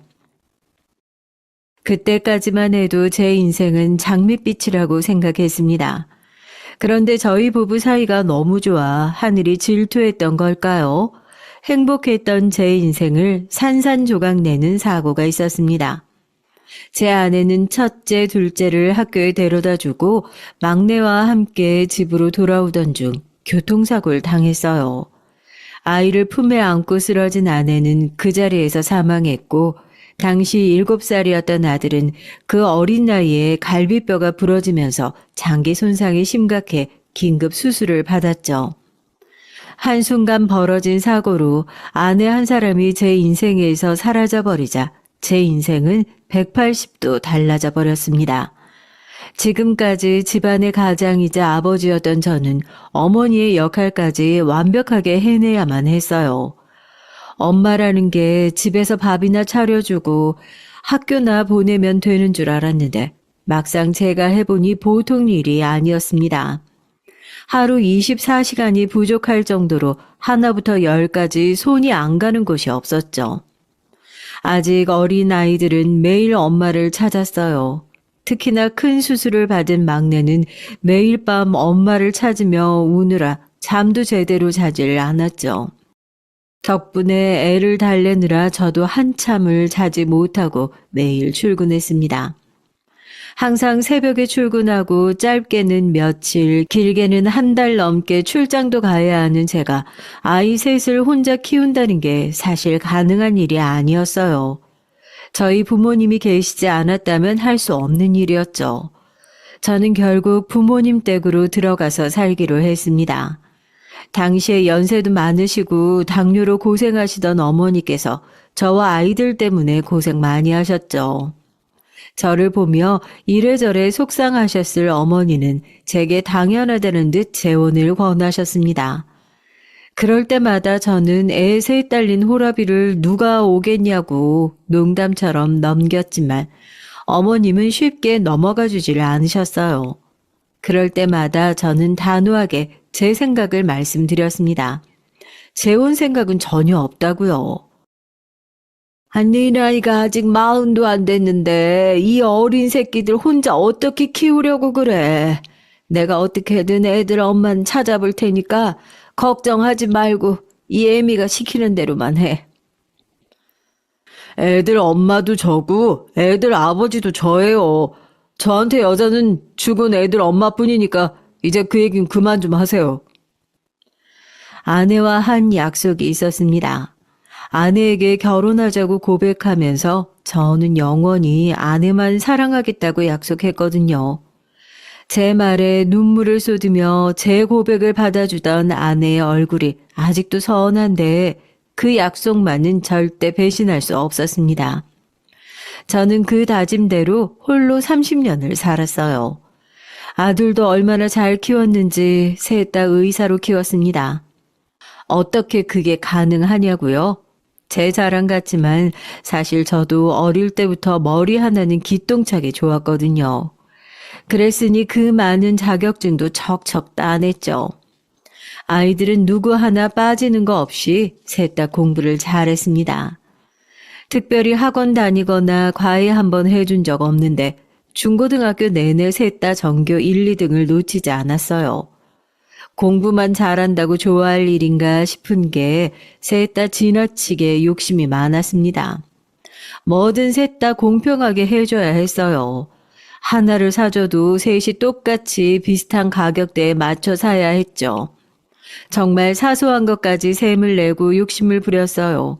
반찬도 제 마음대로 해줄 수가 없었죠. 이게 뭐예요?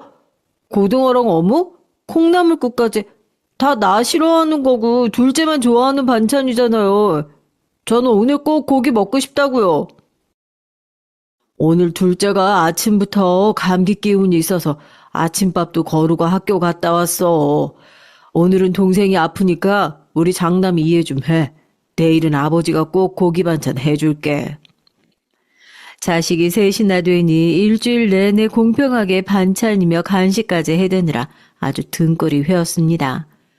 저희 부모님은 어떻게 셋이나 되는 자식들 비위를 다 맞추겠냐. 그러다가 제가 병든다며 걱정하셨지만 전 괜찮았어요. 제가 돈이 많아 부족한 거 없이 뭐든 풍족하게 다 해주는 것도 아니었고 그렇다 하고 살뜰하게 챙길 엄마도 없는데 이 정도는 해줘야 한다고 생각했습니다. 그래서 항상 그렇게 서로 앉으려고 경쟁하듯 지내더니 남들은 한 집에 한 명 나오기도 힘들다는 의사가 저희 집에선 셋이나 나온 거죠.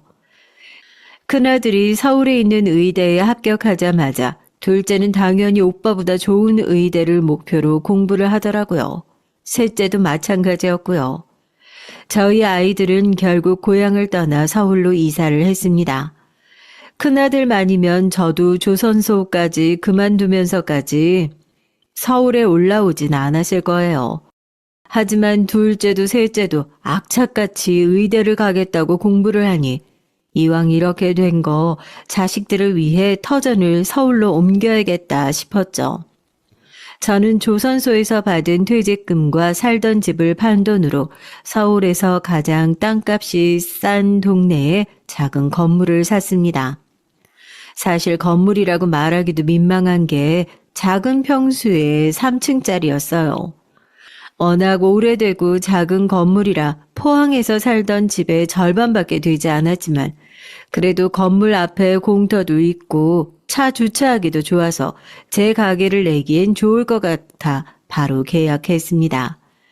집이 앞으로 열심히 벌어서 늘려가면 되는 거라고 생각하기도 했고요. 1층에는 제 가게를 내고 2층은 세를 주고 저와 아이들은 3층에서 살았죠. 생각보다 서울살이는 쉽지 않았습니다. 평생 바닷바람 맞으며 살아온 바다 사나이가 도시에서 살아보려니 여간 텃세가 심한 게 아니었어요. 그리고 무엇보다 가장 힘들었던 건 배관공이라는 직업을 무시하는 사람들이었습니다.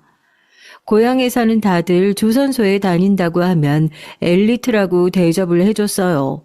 워낙 기술직이 귀하다 보니까 여기저기서 부르는 곳도 많았고요. 그런데 이 동네에서는 배관공이라고 하면 못 배우고 못 버는 사람 취급을 했죠. 와이셔츠 입고 정장 재킷은 걸치고 다녀야 인정해주는 분위기였습니다. 그래도 어쩌겠어요. 이제 제 사정이 달라졌는데요.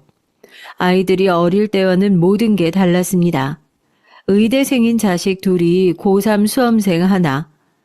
앞으로 돈 들어갈 일이 천지였죠. 뭐든 돈 되는 일이라면 다 했습니다. 패기 있게 가게를 시작하긴 했지만 지금처럼 인터넷이 활발할 때가 아니었으니 보통 다 동네 장사였죠. 큰 일거리라고 해봐야 건물 배관공사 혹은 수리가 다였어요. 동네 사람들 상대로 하는 장사다 보니 별의별 일이 다 있었습니다. 배관 고쳐달라고 저를 불러놓고는 말도 안 되는 것까지 시켰죠. 돈도 안 주면서 형광등 갈아달라는 건 보통이었고 벽지를 건네며 제게 벽지까지 발라달라는 사람까지 있었어요. 사모님, 제가 변기 배관만 확인하러 온 거라서요. 도배는 제 분야가 아니어서 해드릴 수가 없어요. 아니, 아저씨, 이게 뭐 어려운 거라고 그래요? 아니, 내가 이 동네에서만 30년 산 사람인데, 이 동네에서 장사하려면, 나랑 친하게 지내서 나쁠 거 없어요. 사실 도배도 배운 적이 있어서 제게 어려운 일은 아닙니다. 하지만 배관 공사만 해도 반나절은 넘게 해야 하는 일인데, 비용도 받지 못하는 도배일까지 해준다는 건 쉬운 일이 아니었어요. 그리고 그뿐만이 아니었습니다. 일이 잘 마무리돼도 제값 받기가 여간 힘든 게 아니었죠. 아니, 지금은 물이 잘 내려가긴 하는데 혹시나 또 막히면 아저씨한테 전화할 테니까 추가 비용 받지 말고 AS 확실히 해주셔야 돼요. 문제 있으면 언제든지 전화 주세요. 제가 출장비 저렴하게 해드릴게요.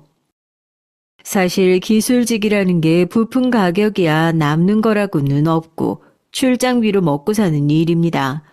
제 기술과 시간을 파는 일이니까요. 그런데 다들 한 동네 사는 사람들이다 보니 제값 주고 일을 시킬 생각이 애초에 없었죠. 한 동네 이웃끼리 뭘 그렇게까지 다 받냐는 식이었습니다. 출장비요? 아이고, AS는 출장비 안 받고 해주는 거죠. 동네 장사 그렇게 하시면 안 돼요. 그리고 나가면서 이 쓰레기 좀 건물 앞에 버려주고 가요. 제가요? 아니, 나가는 길에 버리기만 하면 되는데 아저씨는 왜 그렇게 말이 많아요? 일을 마치고 나가는 길에 음식물 쓰레기에 재활용까지 버려달라고 하는 건 허다했고 어떨 때는 일을 다 시켜놓고 현금이 없다며 말도 안 되는 가격으로 깎는 경우도 많았습니다. 요즘처럼 핸드폰으로 1초면 입금할 수 있는 시대가 와서 얼마나 다행인 줄 몰라요. 언제부터는 아예 배관 공사뿐만이 아니라 제가 할 수 있는 일은 다 했습니다.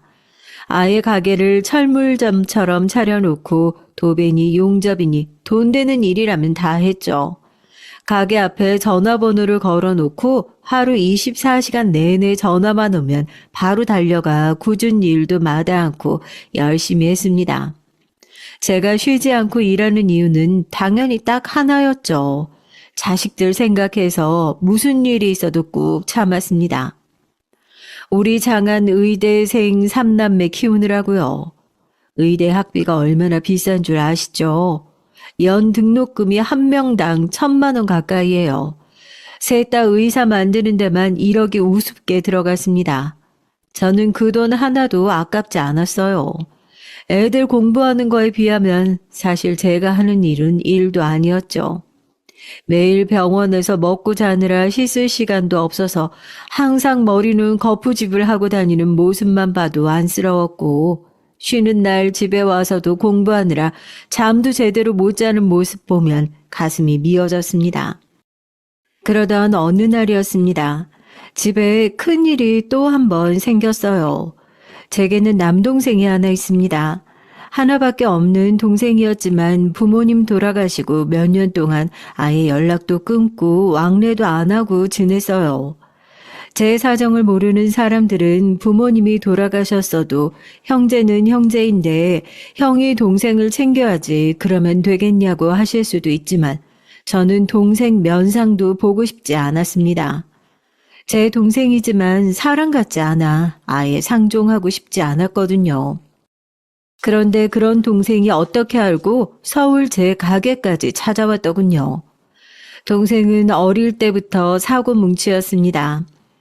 이웃에 사시는 어른들 말씀으로는 제 동생이 집집마다 안 깨트린 장독대가 없을 정도라고 할 정도로 동네에서는 유명한 사고뭉치였죠. 자라면서도 공부할 생각은 안 하고 매일 불량한 친구들이랑 어울려 다니기만 했어요. 부모님은 걱정이 이만저만 아니셨습니다. 제가 기술 배워 조선소에서 일하는 동안 동생은 군대를 다녀왔는데 제대한 지 한참 지나서도 일자리를 구하지 못해 여기저기 기웃거리기만 했죠. 그런데 원체 불량한 인간들하고만 어울려 다니던 버릇을 못 버리고는 어디서 깡패 같은 녀석들과 어울려 다니더니 결국은 직업 한 번 가진 적 없이 사고만 치고 다녔습니다. 경찰서에서도 여러 번 연락이 와서 제가 빼온 게 한두 번이 아니었죠. 저도 아내 죽고 아이들 키우느라 정신이 없어서 동생은 신경 쓸 겨를도 없었어요. 사실 괜히 신경 써봐야 챙겨야 할 일만 하나 더 늘어나는 격이니 일부러 모른 척하고 살았죠. 어머님이 돌아가셨을 때 동생 녀석은 연락도 안 됐고요. 그리고는 아예 장례식장에 코빼기도 보이지 않았습니다. 아버지가 돌아가셨을 때에는 아예 연락도 안 했는데 어떻게 알고 장례식장에 나타났더라고요. 그러고는 아버지 영정사진 앞에서 쓰러질 듯이 울어대길래 이제야 정신 좀 차렸나 싶었습니다. 그런데 사람이라는 게 그렇게 쉽게 변하는 게 아니더군요. 조문객들 다 보내고 저와 마주 앉아 소주 한잔 하는데 한다는 소리가 아주 가관이었습니다. 저는 집도 있고 직장도 빵빵하니 아버지 집이랑 땅을 자신에게 넘기라고 하더군요. 저는 왜 뜨신 밥 먹고 쉰 소리를 하냐며 말도 안 되는 소리라고 소리를 내질렀습니다. 이 불효자 새끼가 지금 부모님이라고 한번 들여다보지도 않더니만 아버지 돌아가시니까 기껏 나타나서 한다는 소리가 뭐? 집이랑 땅을 내놔? 네가 제정신이야? 형이야말로 아버지 어머니한테 뭐 한 게 있다고 그래. 장남이 어디서 명 짧은 여자는 데리고 와서는 호라비 신세로 내내 부모님 고생만 시켜놓고선 어디서 큰 소리야? 너 말 다 했어? 형수더러 뭐라고? 명 짧은 여자? 형수는 무슨 애만 줄줄이 낳아놓고 뒤진 여자 뭐가 좋다고 편을 드냐? 그리고 내가 말을 안 해서 그렇지 엄마도 형 때문에 돌아가신 거 아니야. 엄마 연세에 형네 애들 셋이나 키우느라고 골병 들어서 죽은 거 아니냐고. 동생은 말도 안 되는 꼬투리를 잡더니만 자신은 부모한테 받은 것도 없으니 재산이라도 받아야겠다며 생떼를 부렸습니다. 저는 너무 화가 나서 그 자리에서 장례식장 상을 뒤집어 버렸어요. 그리고 썩 꺼지라고 다시는 제 눈앞에 나타나지 말라고 소리를 질렀죠. 네가 받은 게 없기는 뭐가 없어. 네가 사고 칠 때마다 나랑 부모님이 뒷수습하고 다니느라 얼마나 고생했는 줄 알아? 그때 장례식장 구석에서 잠을 자던 막내 아들이 제 큰 소리에 놀라 잠에서 깨서 울었어요. 저는 놀라 우는 아들을 달래며 방으로 들어가 버렸습니다. 그런데 그 사이 이 동생이라는 새끼가 부조금으로 들어온 돈을 다 가지고 도망을 가버렸더라고요. 이건 동생 새끼가 아니라 아주 도둑놈 새끼였죠. 저희 집 사정을 아는 동네 사람들은 다들 경찰에 신고하라고 어디 그런 자식 새끼가 있냐고 했지만 저는 신고하지 않았습니다. 지금까지 사고란 사고는 다 치고 다녀서 동네에서도 워낙 소문이 나서 어디 가도 사람 취급 못 받고 사는 놈이었어요. 이제 뒤에서 도와줄 부모님도 안 계신데 그 돈 먹고 떨어지라는 심정으로 그냥 보내줬습니다. 사실 저도 부모님 다 돌아가시고 혼자 자식들 키우느라 그런 놈까지 신경 쓸 겨를이 없기도 했고요. 그런데 그런 녀석이 갑자기 제 앞에 나타난 것이었어요. 그때가 둘째 딸이 의대에 막 입학한 지 얼마 되지 않았을 때였으니 거의 10년 만에 만나는 거였죠. 동생은 아무 일도 없다는 듯이 이제와 제게 기술을 가르쳐 달라고 하더군요. 저는 절대 그럴 일 없다고 다시는 찾아오지 말라고 내쫓아 버렸습니다. 그런데 그 다음 날부터 집 근처 찜질방에서 먹고 자면서 내내 저를 찾아오더군요. 형, 내가 그때는 너무 철이 없었어. 내가 잘못했어. 나도 조금 있으면 50이야. 지금까지 산전수전 다 겪으면서 고생이랑 고생 다 했는데 힘들 때마다 형 생각만 나더라. 나 정말 지금부터라도 정신 차리고 잘 살고 싶어. 그러니까 형이 제발 나 한 번만 좀 믿어줘. 여러분이라면 어떻게 하시겠어요? 동생을 믿을 수 있으신가요? 저는 고민에 빠졌습니다. 그리고 동생 말이 자꾸만 머릿속에 맴돌았죠. 자신도 조금 있으면 50이라는 말이요. 핏줄이라는 게 이런 건가 봐요. 50이 될 때까지 장가도 못 가고 변변한 일자리 하나 없이 떠돌이 신세를 지낸다는 게 마음이 아팠습니다. 저는 결국 동생을 받아줬어요. 지금 와 생각하면 제 인생에서 가장 큰 실수라면 실수였죠. 그 일로 자식들에게 듣지 않아도 될 원망까지 듣게 됐으니까요. 그래도 고향을 떠나와 외지 생활에 매일매일 지쳐갈 때였는데 그래도 곁에 동생이 함께 있어주니 저도 나름 원동력이 되긴 하더군요. 그리고 동생도 처음 약속했던 것처럼 정말 성실하게 제게 일을 배웠습니다. 하지만 자식들 생각은 좀 달랐죠. 저와 3남매만 살아도 좁은 집에 갑자기 동생까지 들어와 살다 보니 아이들은 많이 불편했나 봐요. 삼촌 언제까지 우리 집에 계시는 거예요? 설마 이대로 저희랑 계속 같이 사시는 건 아니죠? 큰아들이 불편할 만했습니다. 제가 서울에 올라와 산 주택은 방이 3개이긴 했어도 방이 다 좁았거든요. 거실은 외풍이 세서 겨울에 거실에서 자는 건 밖에서 자는 거랑 별반 다르지 않을 정도였죠. 원래는 딸아이와 제가 각각 작은 방을 쓰고 큰아들과 막내가 가장 큰 안방을 썼는데 동생이 오고 나서는 막내가 제 방으로 왔어요. 그래서 큰아들이 제 동생과 한 방을 썼죠.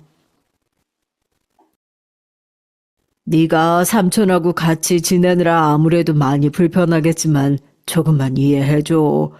이 추운 날씨에 갈 곳이 없어서 여기까지 온 가족을 내보낼 수는 없잖냐. 저도 웬만하면 참아보려고 했어요. 근데 삼촌이랑 한 방 쓰는 거 너무 불편해요. 무엇보다 아버지 혼자 벌어서 저희 4식구 살기도 빠듯한데 삼촌까지 어떻게 하시려고 그래요? 우리 아들 아버지 못 믿어? 아버지도 빠듯하잖아. 너희 셋 다 장가 보내고 시집 보낼 때까지 열심히 일할 거니까 걱정하지 말고 얼른 들어가서 쉬어. 공부하느라 힘들었을 텐데. 빠듯하지 않다고요? 남의 집 화장실 배관이나 고쳐서 어느 세월에 저희 새 시집 장가를 다 보내요. 정말 아버지 혼자 다 감당하실 수 있으세요?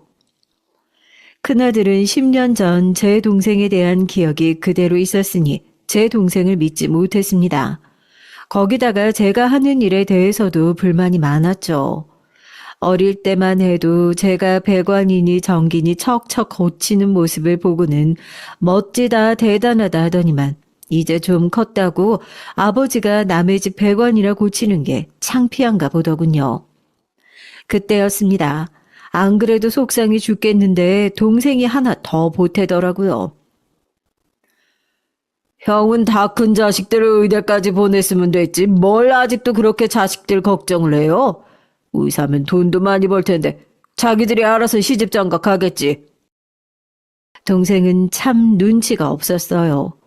뻔히 애들이 안 좋아하는 걸 알면서도 조심성 없이 꼭 미운 소리를 해댔죠. 그러다 결국 문제가 생겼습니다. 그 나이에 하는 일도 없이 남의 집에 빌붙어 사는 주제에 참견은? 뭐야? 너 지금 뭐라고 그랬어? 이놈의 새끼가 감히 삼촌한테 뭐? 빌붙어 사는 주제에? 큰아들이 방으로 들어가며 혼잣말로 중얼거리는 소리를 동생이 듣고 말았습니다. 아무리 혼잣말로 한 소리라도 삼촌에게 버릇없는 소리를 해댔으니 저도 큰아들을 혼냈죠. 너 이놈 자식 아무리 속상하고 힘들어도 어디서 그런 말을 해? 얼른 삼촌한테 잘못했다고 사과 안 해? 제 말이 틀려요. 할아버지 조의금까지 들고 도망갔던 사람이 사라졌던 10년 동안 뭐하고 살았는지 알고 받아줘요. 뭔 짓을 할 줄 알고요. 더는 삼촌하고 같은 방 못 써요. 당분간 친구 집에서 지낼 테니까 그런 줄 아세요.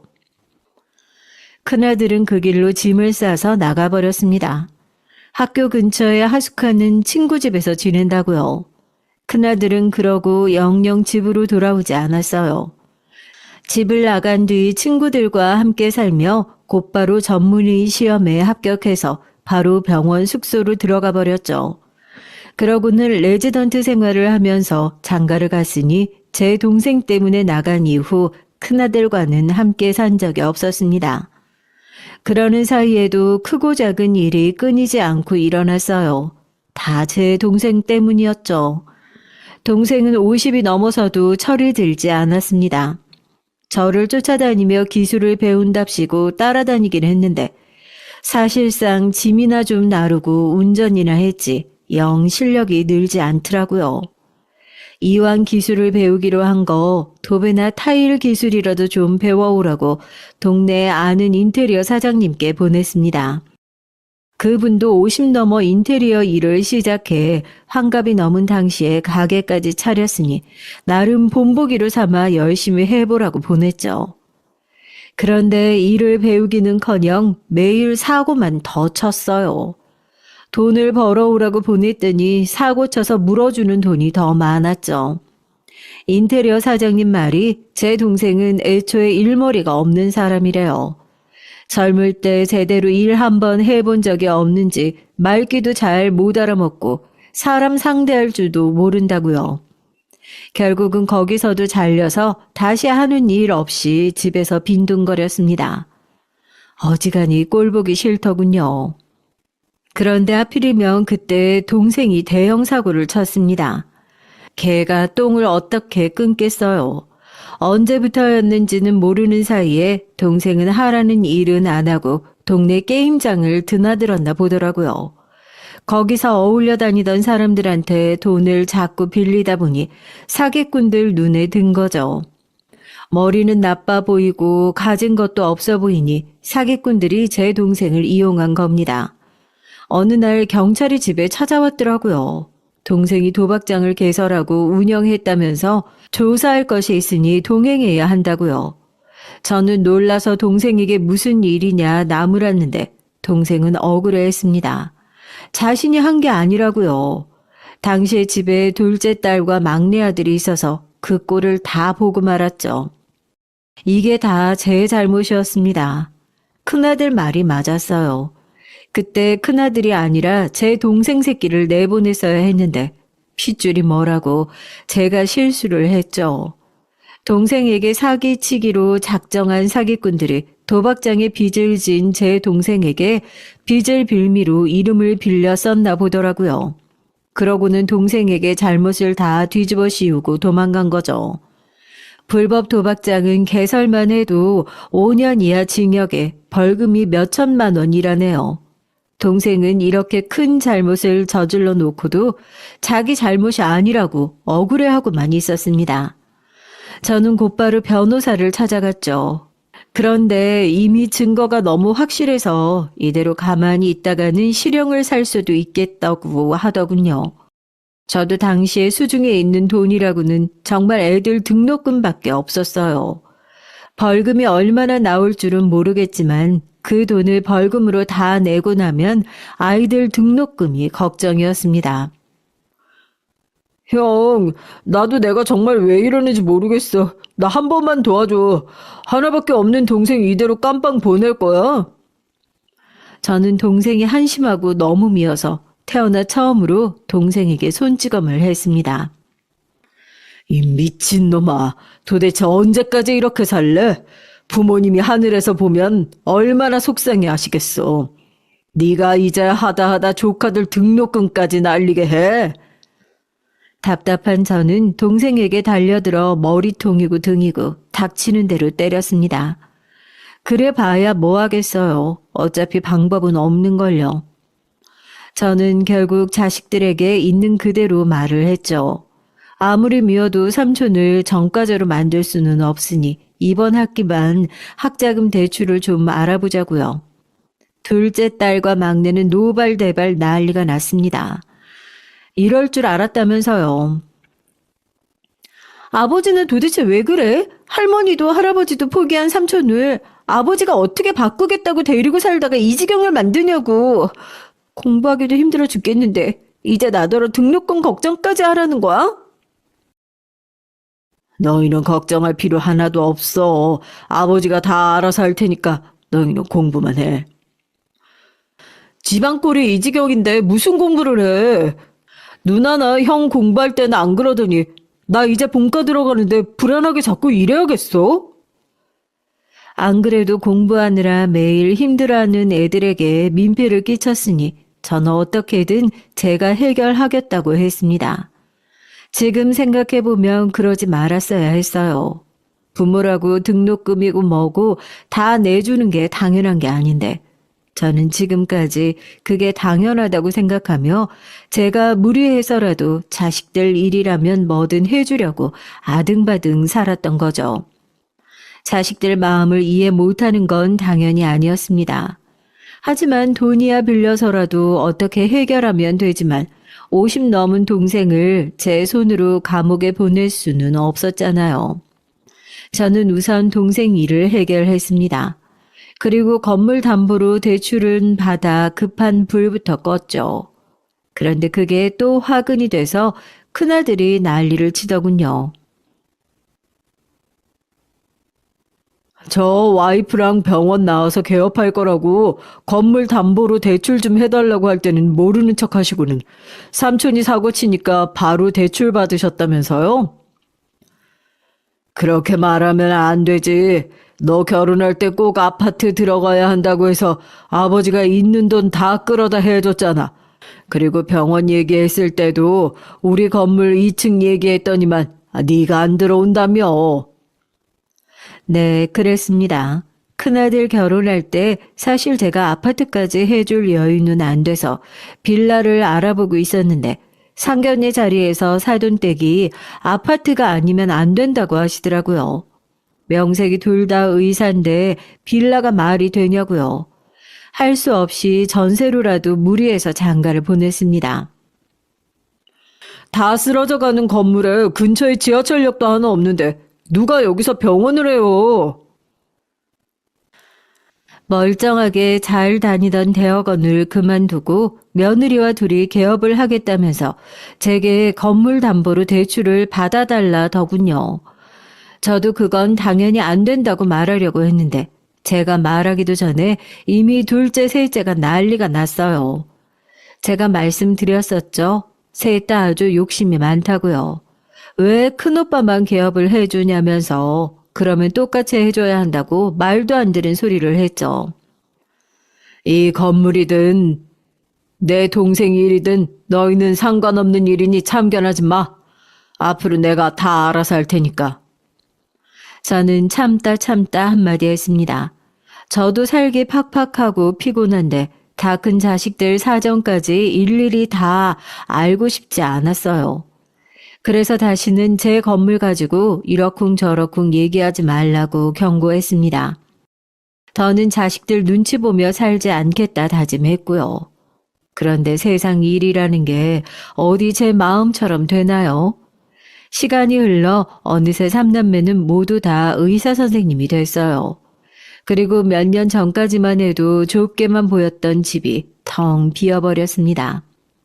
저와 동생만 남고 다들 독립해 나갔죠.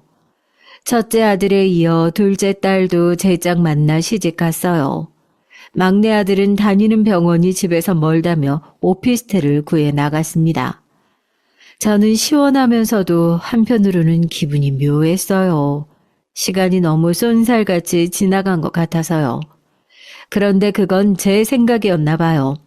제 몸도 어느새 늙어 예전 같지 않았습니다. 얼마 전부터 제가 소화가 잘 안 되더라고요. 밥을 안 먹어도 자꾸만 속이 답답하고 울렁거리는 게 아무래도 어디가 잘못됐나 싶었죠. 저는 겸사겸사 큰아들에게 전화를 했습니다. 큰 며느리와 정형외과를 운영하는 아들은 항상 바빴죠. 얼굴 본 지도 한참 됐고 다행히 오전이라 환자가 덜한지 바로 전화를 받길래 저는 안부부터 물었습니다. 밥은 잘 먹고 다니는지 병원은 잘 되는지 물었죠. 병원이 잘 되면 뭐래요. 임대료에 인건비에 다 나가고 나면 대학병원 다닐 때보다 더 벌지도 못하는데. 저는 아들의 하소연에 원래 자기 가게 하는 게 더 힘들다. 남의 밑에서 월급 받을 때가 더 편한 거라며 농담식으로 말했습니다. 그런데 아들은 그런 제 말이 듣기 싫은지 말을 끊어버리더니 무슨 일로 전화했냐고 묻더군요. 내가 요즘 소화가 영 안 돼. 뭔 검사를 하긴 해야겠다 싶어서 우리 장남한테 물어보려고 전화했지. 그래서 제가 검진 꼬박꼬박 받으시라고 말씀드렸잖아요. 둘째가 다니는 병원에서 건강검진하니까 걔한테 전화해보세요. 큰아들은 원래 나이가 들면 위에 염증도 잘 생기고 소화기관도 약해지는 거라면서 건강검진 받아보라고 하더라고요. 저는 지금까지 하루도 안 쉬고 가게 문 여느라 매일 붙박이처럼 가게에만 있다 보니 건강검진은 받아본 적이 없었거든요. 자식이 셋 다 의사면 뭐 하겠어요. 하나같이 다들 바쁘니 아버지라고 병원 한번 모시고 간 적이 없었죠. 저는 지금까지 자식 셋을 키우면서도 자식들에게 짐이 되지 않으려 부단히도 노력하며 살았습니다. 주변 사람들은 자식 셋 다 의사이니 제가 대단한 호강이라도 받으며 사는 줄 알지만 전혀 아니었어요. 어릴 때는 공부하느라 바쁘고 다 커서는 일하느라 바쁘니 부모라고 병원 한번 같이 가달라는 소리가 힘들더라고요.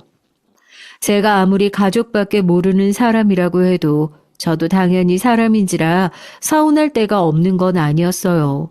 항상 주기만 하는 사람은 주는 게 당연한 거라 여기는지 제가 힘든 얘기하거나 지나가는 말로 몸이 좀 안 좋다고 해도 항상 자식들은 대수롭지 않게 여기는 것 같았습니다. 저는 망설이다 둘째 딸에게 연락했어요. 둘째가 다니는 병원에서 건강검진 좀 해야겠다고요.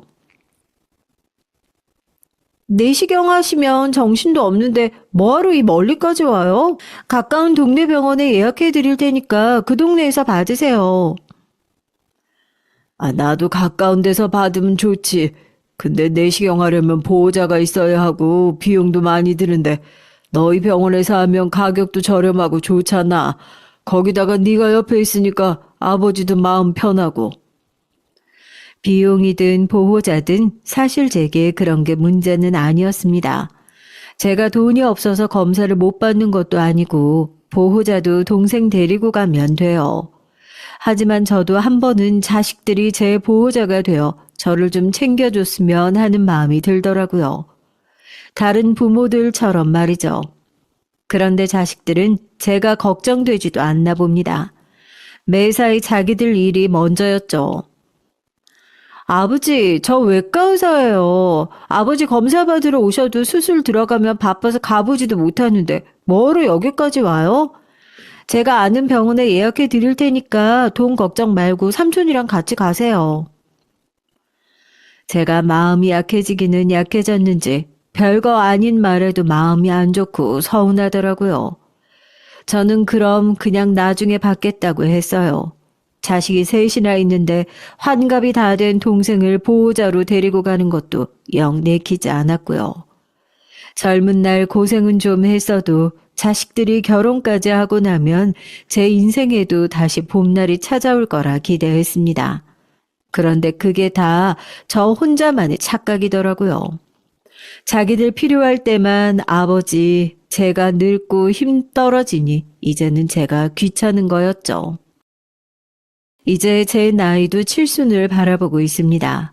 지난 30년을 돌아보니 저는 자식들에게 할 만큼 충분히 다 했다고 생각해요. 하지만 자식들은 그런 제 마음을 몰라주는 것 같습니다. 이제 더는 그렇게 살면 안 되겠다 싶었죠. 지금까지 제대로 쉬어본 적 없는 제게 즐거운 노년을 선물하자 마음먹었습니다. 그래서 혼자 여행도 다녀보고 잠도 한번 늘어지게 잡아야겠다 싶었죠. 그러던 어느 날이었습니다. 아내 제삿날이 가까워져서 아이들에게 연락을 했어요. 그런데 어쩜 셋 다 전화를 안 받더군요. 처음엔 병원 일이 워낙 바쁘니 한가해지면 전화하겠지 싶어 전화를 내내 기다렸죠. 그런데 제 기대가 너무 컸던 걸까요? 아이들은 누구 하나 아내의 제사에 관심이 없는 것 같았습니다. 이게 다 제 잘못이에요. 제가 지금까지 애들을 너무 오냐오냐 키운 탓이죠. 저도 더는 참을 수 없었습니다. 지금까지 차곡차곡 쌓여있던 화가 끓어오르더라고요. 이미 늦었을지도 모르지만 지금이라도 바로잡아야 한다고 생각했습니다. 지금 와 생각하면 자식들에게 눈치 아닌 눈치를 봤던 것 같아요. 엄마 없이 자라느라 힘들었을 아이들에게 제가 싫은 소리까지 하면 안 된다고 생각했거든요. 그래서 잔소리 한번 제대로 한 적이 없었죠. 괜히 제삿날이라고 바쁜 아이들더러 와서 음식 준비 같이 하자는 말도 못하고 남들은 다 모이는 명절에도 다 같이 모여 밥 한번 먹자고 말도 못했죠. 하지만 이번만큼은 그냥 넘어가지 않겠다 굳게 마음을 먹었습니다. 그래서 제가 단호하게 말했어요. 이번 제사는 누구 하나 빠지는 것 없이 다 모이라고요. 그런데 제 말에도 자식들은 말이 많았습니다. 수술이 있네, 환자가 많네라면서 안 된다는 식이었죠. 저는 그 얘기를 듣는데 더 화가 났어요. 1년에 딱 하루인데 자식이라는 놈들이 어떻게 매년 자기들 어머니 제삿날도 모르나 싶어서요. 저는 욱해서 질러버렸습니다. 그딴 핑계는 다 개나 주라고요. 이젠 아버지도 늙어서 너희 엄마 제사 더는 혼자 못 지내겠다. 올해부터는 너희가 한 사람씩 돌아가면서 지내. 이번엔 큰아들 먼저 알아서 준비해. 내가 날짜 맞춰서 너희 삼촌이랑 갈 테니까. 이번 제사에 안 오는 놈은 자식으로 인정도 안 하고 호적에서도 파버릴 거라고 제가 아주 강력하게 말했습니다. 제가 처음으로 말도 안 되는 억지를 부리며 화를 낸 덕분일까요? 웬일로 자식들이 큰아들네 다 모였더군요. 며느리랑 아들이 대충 음식도 준비하긴 한 것 같았죠. 저는 물색 없이 아이들 얼굴을 보니 또 좋았습니다. 이렇게 다 모이기만 해도 행복했어요. 그런데 자식들은 아닌가 보더군요. 제사가 끝나고 식사 준비하는데 딸이 제게 퉁명스러운 목소리로 투덜거렸어요. 바쁜 자식들 고집 부려서 이렇게 모아놓으니까 좋으세요? 너희가 언제 안 바쁜 적 있어? 지금까지 너희 공부한다는 핑계로 엄마 제사는 이 아버지 혼자 다 했잖니. 뒤늦게라도 자식 노릇한다고 생각하고 앞으로는 너희가 알아서들 해. 저는 마음을 굳게 먹고 제 생각대로 얘기했습니다. 제가 동생 하나 잘못 둔 죄로 이날까지 동생 끼고 살면서 자식들을 조금 불편하게 했을 수도 있어요. 그렇다고 제가 부모로서 자식에게 해줄 거 안 해주고 힘들게 한 적은 없잖아요. 그것만큼은 자신할 수 있었죠. 그런데 자식들 생각은 달랐나 봅니다. 자기들 엄마 제사상 한번 차리라고 했다고 아주 궁시렁궁시렁 말이 많더군요. 아버지는 자식들 생각은 안 하세요? 제가 저번에 건강검진 못 가드렸다고 삐져서 이러시는 거예요? 저는 결국 터져버리고 말았습니다. 지금까지 참고 산 세월이 몇 년인데 제 앞에서 어떻게 그런 말을 할 수 있을까 싶어서요. 지금까지는 아내 없이 자식 셋 혼자 건사하며 사고문치 동생 뒤치다꺼리 하는 거 바로 옆에서 봐놓고도 자식이라는 놈들이 어떻게 저렇게 말할 수 있나 싶었습니다. 너 말 잘했다. 그럼 이 아버지가 매일 네 병원에 가는 것도 아니고 딱 하루 가서 검사 좀 하겠다는데 그 잘난 수술 핑계대면서 못 오게 하는 게 말이나 되냐? 다 네가 귀찮아서 그러는 거잖아. 아버지가 모를 것 같아? 제 말에 둘째 딸만이 아니라 다른 자식들까지 합세해서 저를 몰아붙이더군요. 아버지, 이제 와서 이러시는 거 너무 웃기지 않으세요? 우리한테 해준 게 뭐가 있다고 그러세요? 뭐야? 내가 왜 해준 게 없어? 지금 네가 사는 이 집 내가 해준 게 아니면 누가 해준 건데? 결혼할 때 해주신 이 집이요? 고작 전세해 주시고 지금 생색내시는 거예요? 뭐야? 나는 먹고 살기 힘들어도 너 생각해서 기껏 무리해서 해줬더니만 뭐 생색? 내가 지금까지 네 놈한테 해준 거 다 생색 좀 내볼까? 그렇게 생색 내고 싶으시면 제발 그 건물 좀 파세요. 어차피 나중에 주실 거 장남 힘들 때 좀 도와주시면 좋잖아요. 뭐? 왜 이럴 때만 장남이야? 오빠는 처가에서 도와줘서 개업이라도 했지만 난 아직도 대학병원에서 힘들어 죽겠거든? 아버지 건물 팔면 나 줘. 알았지? 자식들은 갑자기 저들끼리 싸우고 난리가 났습니다. 그이 잘난 의대 나와서 명색이 의사 선생이라는 것들이 그깟 다 쓰러져가는 집 하나 가지고 싸우고 있었어요.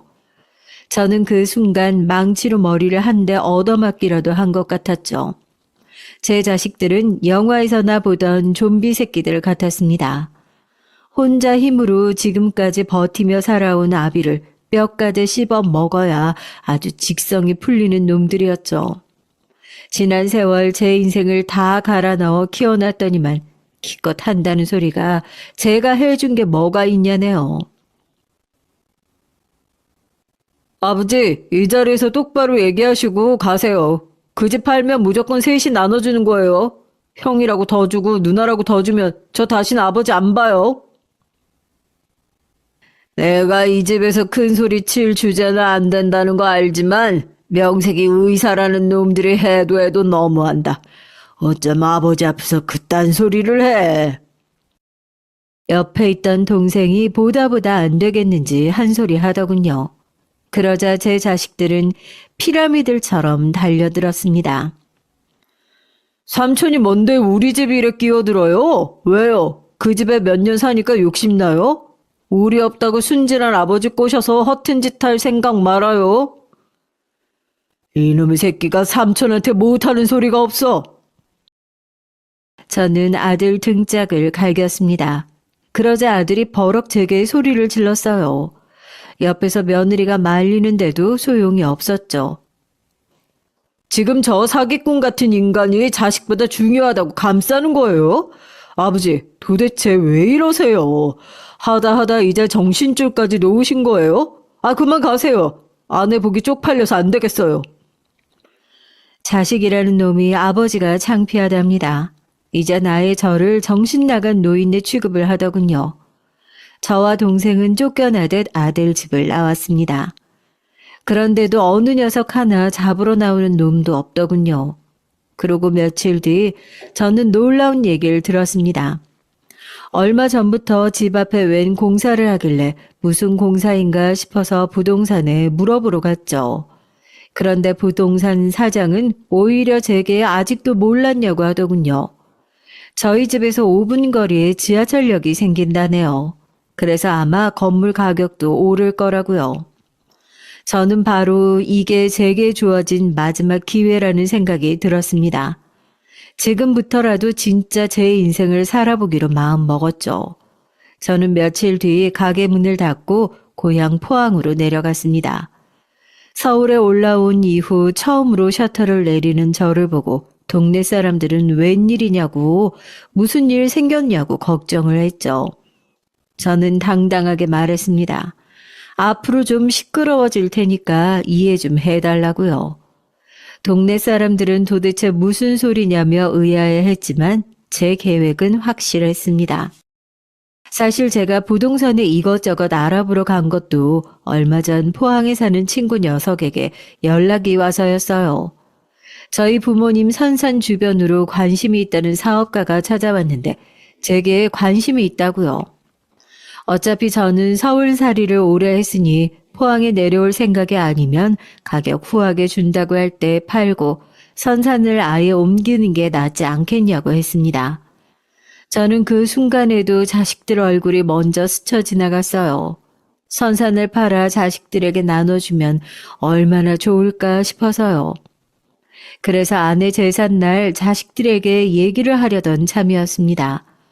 돈이 생기면 공평하게 나눠줄 테니 앞으로는 한시름 덮고 살라고요. 그런데 이 괘씸한 놈들이 저를 무시하고 지금까지 제가 희생하며 산 세월을 모욕을 했어요. 이젠 제가 누군지 자식들에게 똑똑히 보여줄 차례였죠. 그 이후 저는 1년 넘게 자식들과 연락하지 않았습니다.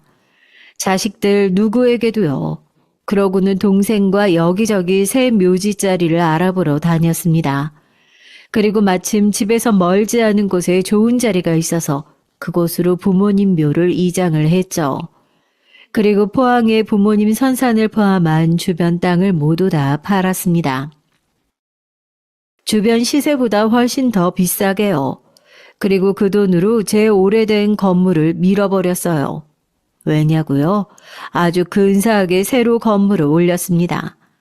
사실 아래층만 상가를 주고 저도 그 건물을 살려고 했었는데 건물 짓는 사람들 말이 지하철역도 가깝고 상권이 좋아서 다 임대 주는 게 낫겠다고 하더라고요.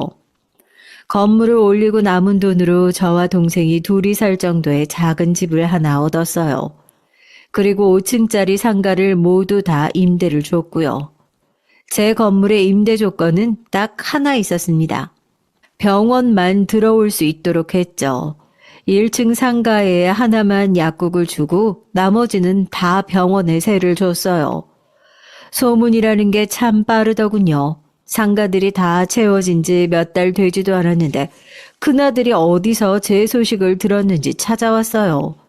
둘째랑 막내까지 다 데리고 말이죠.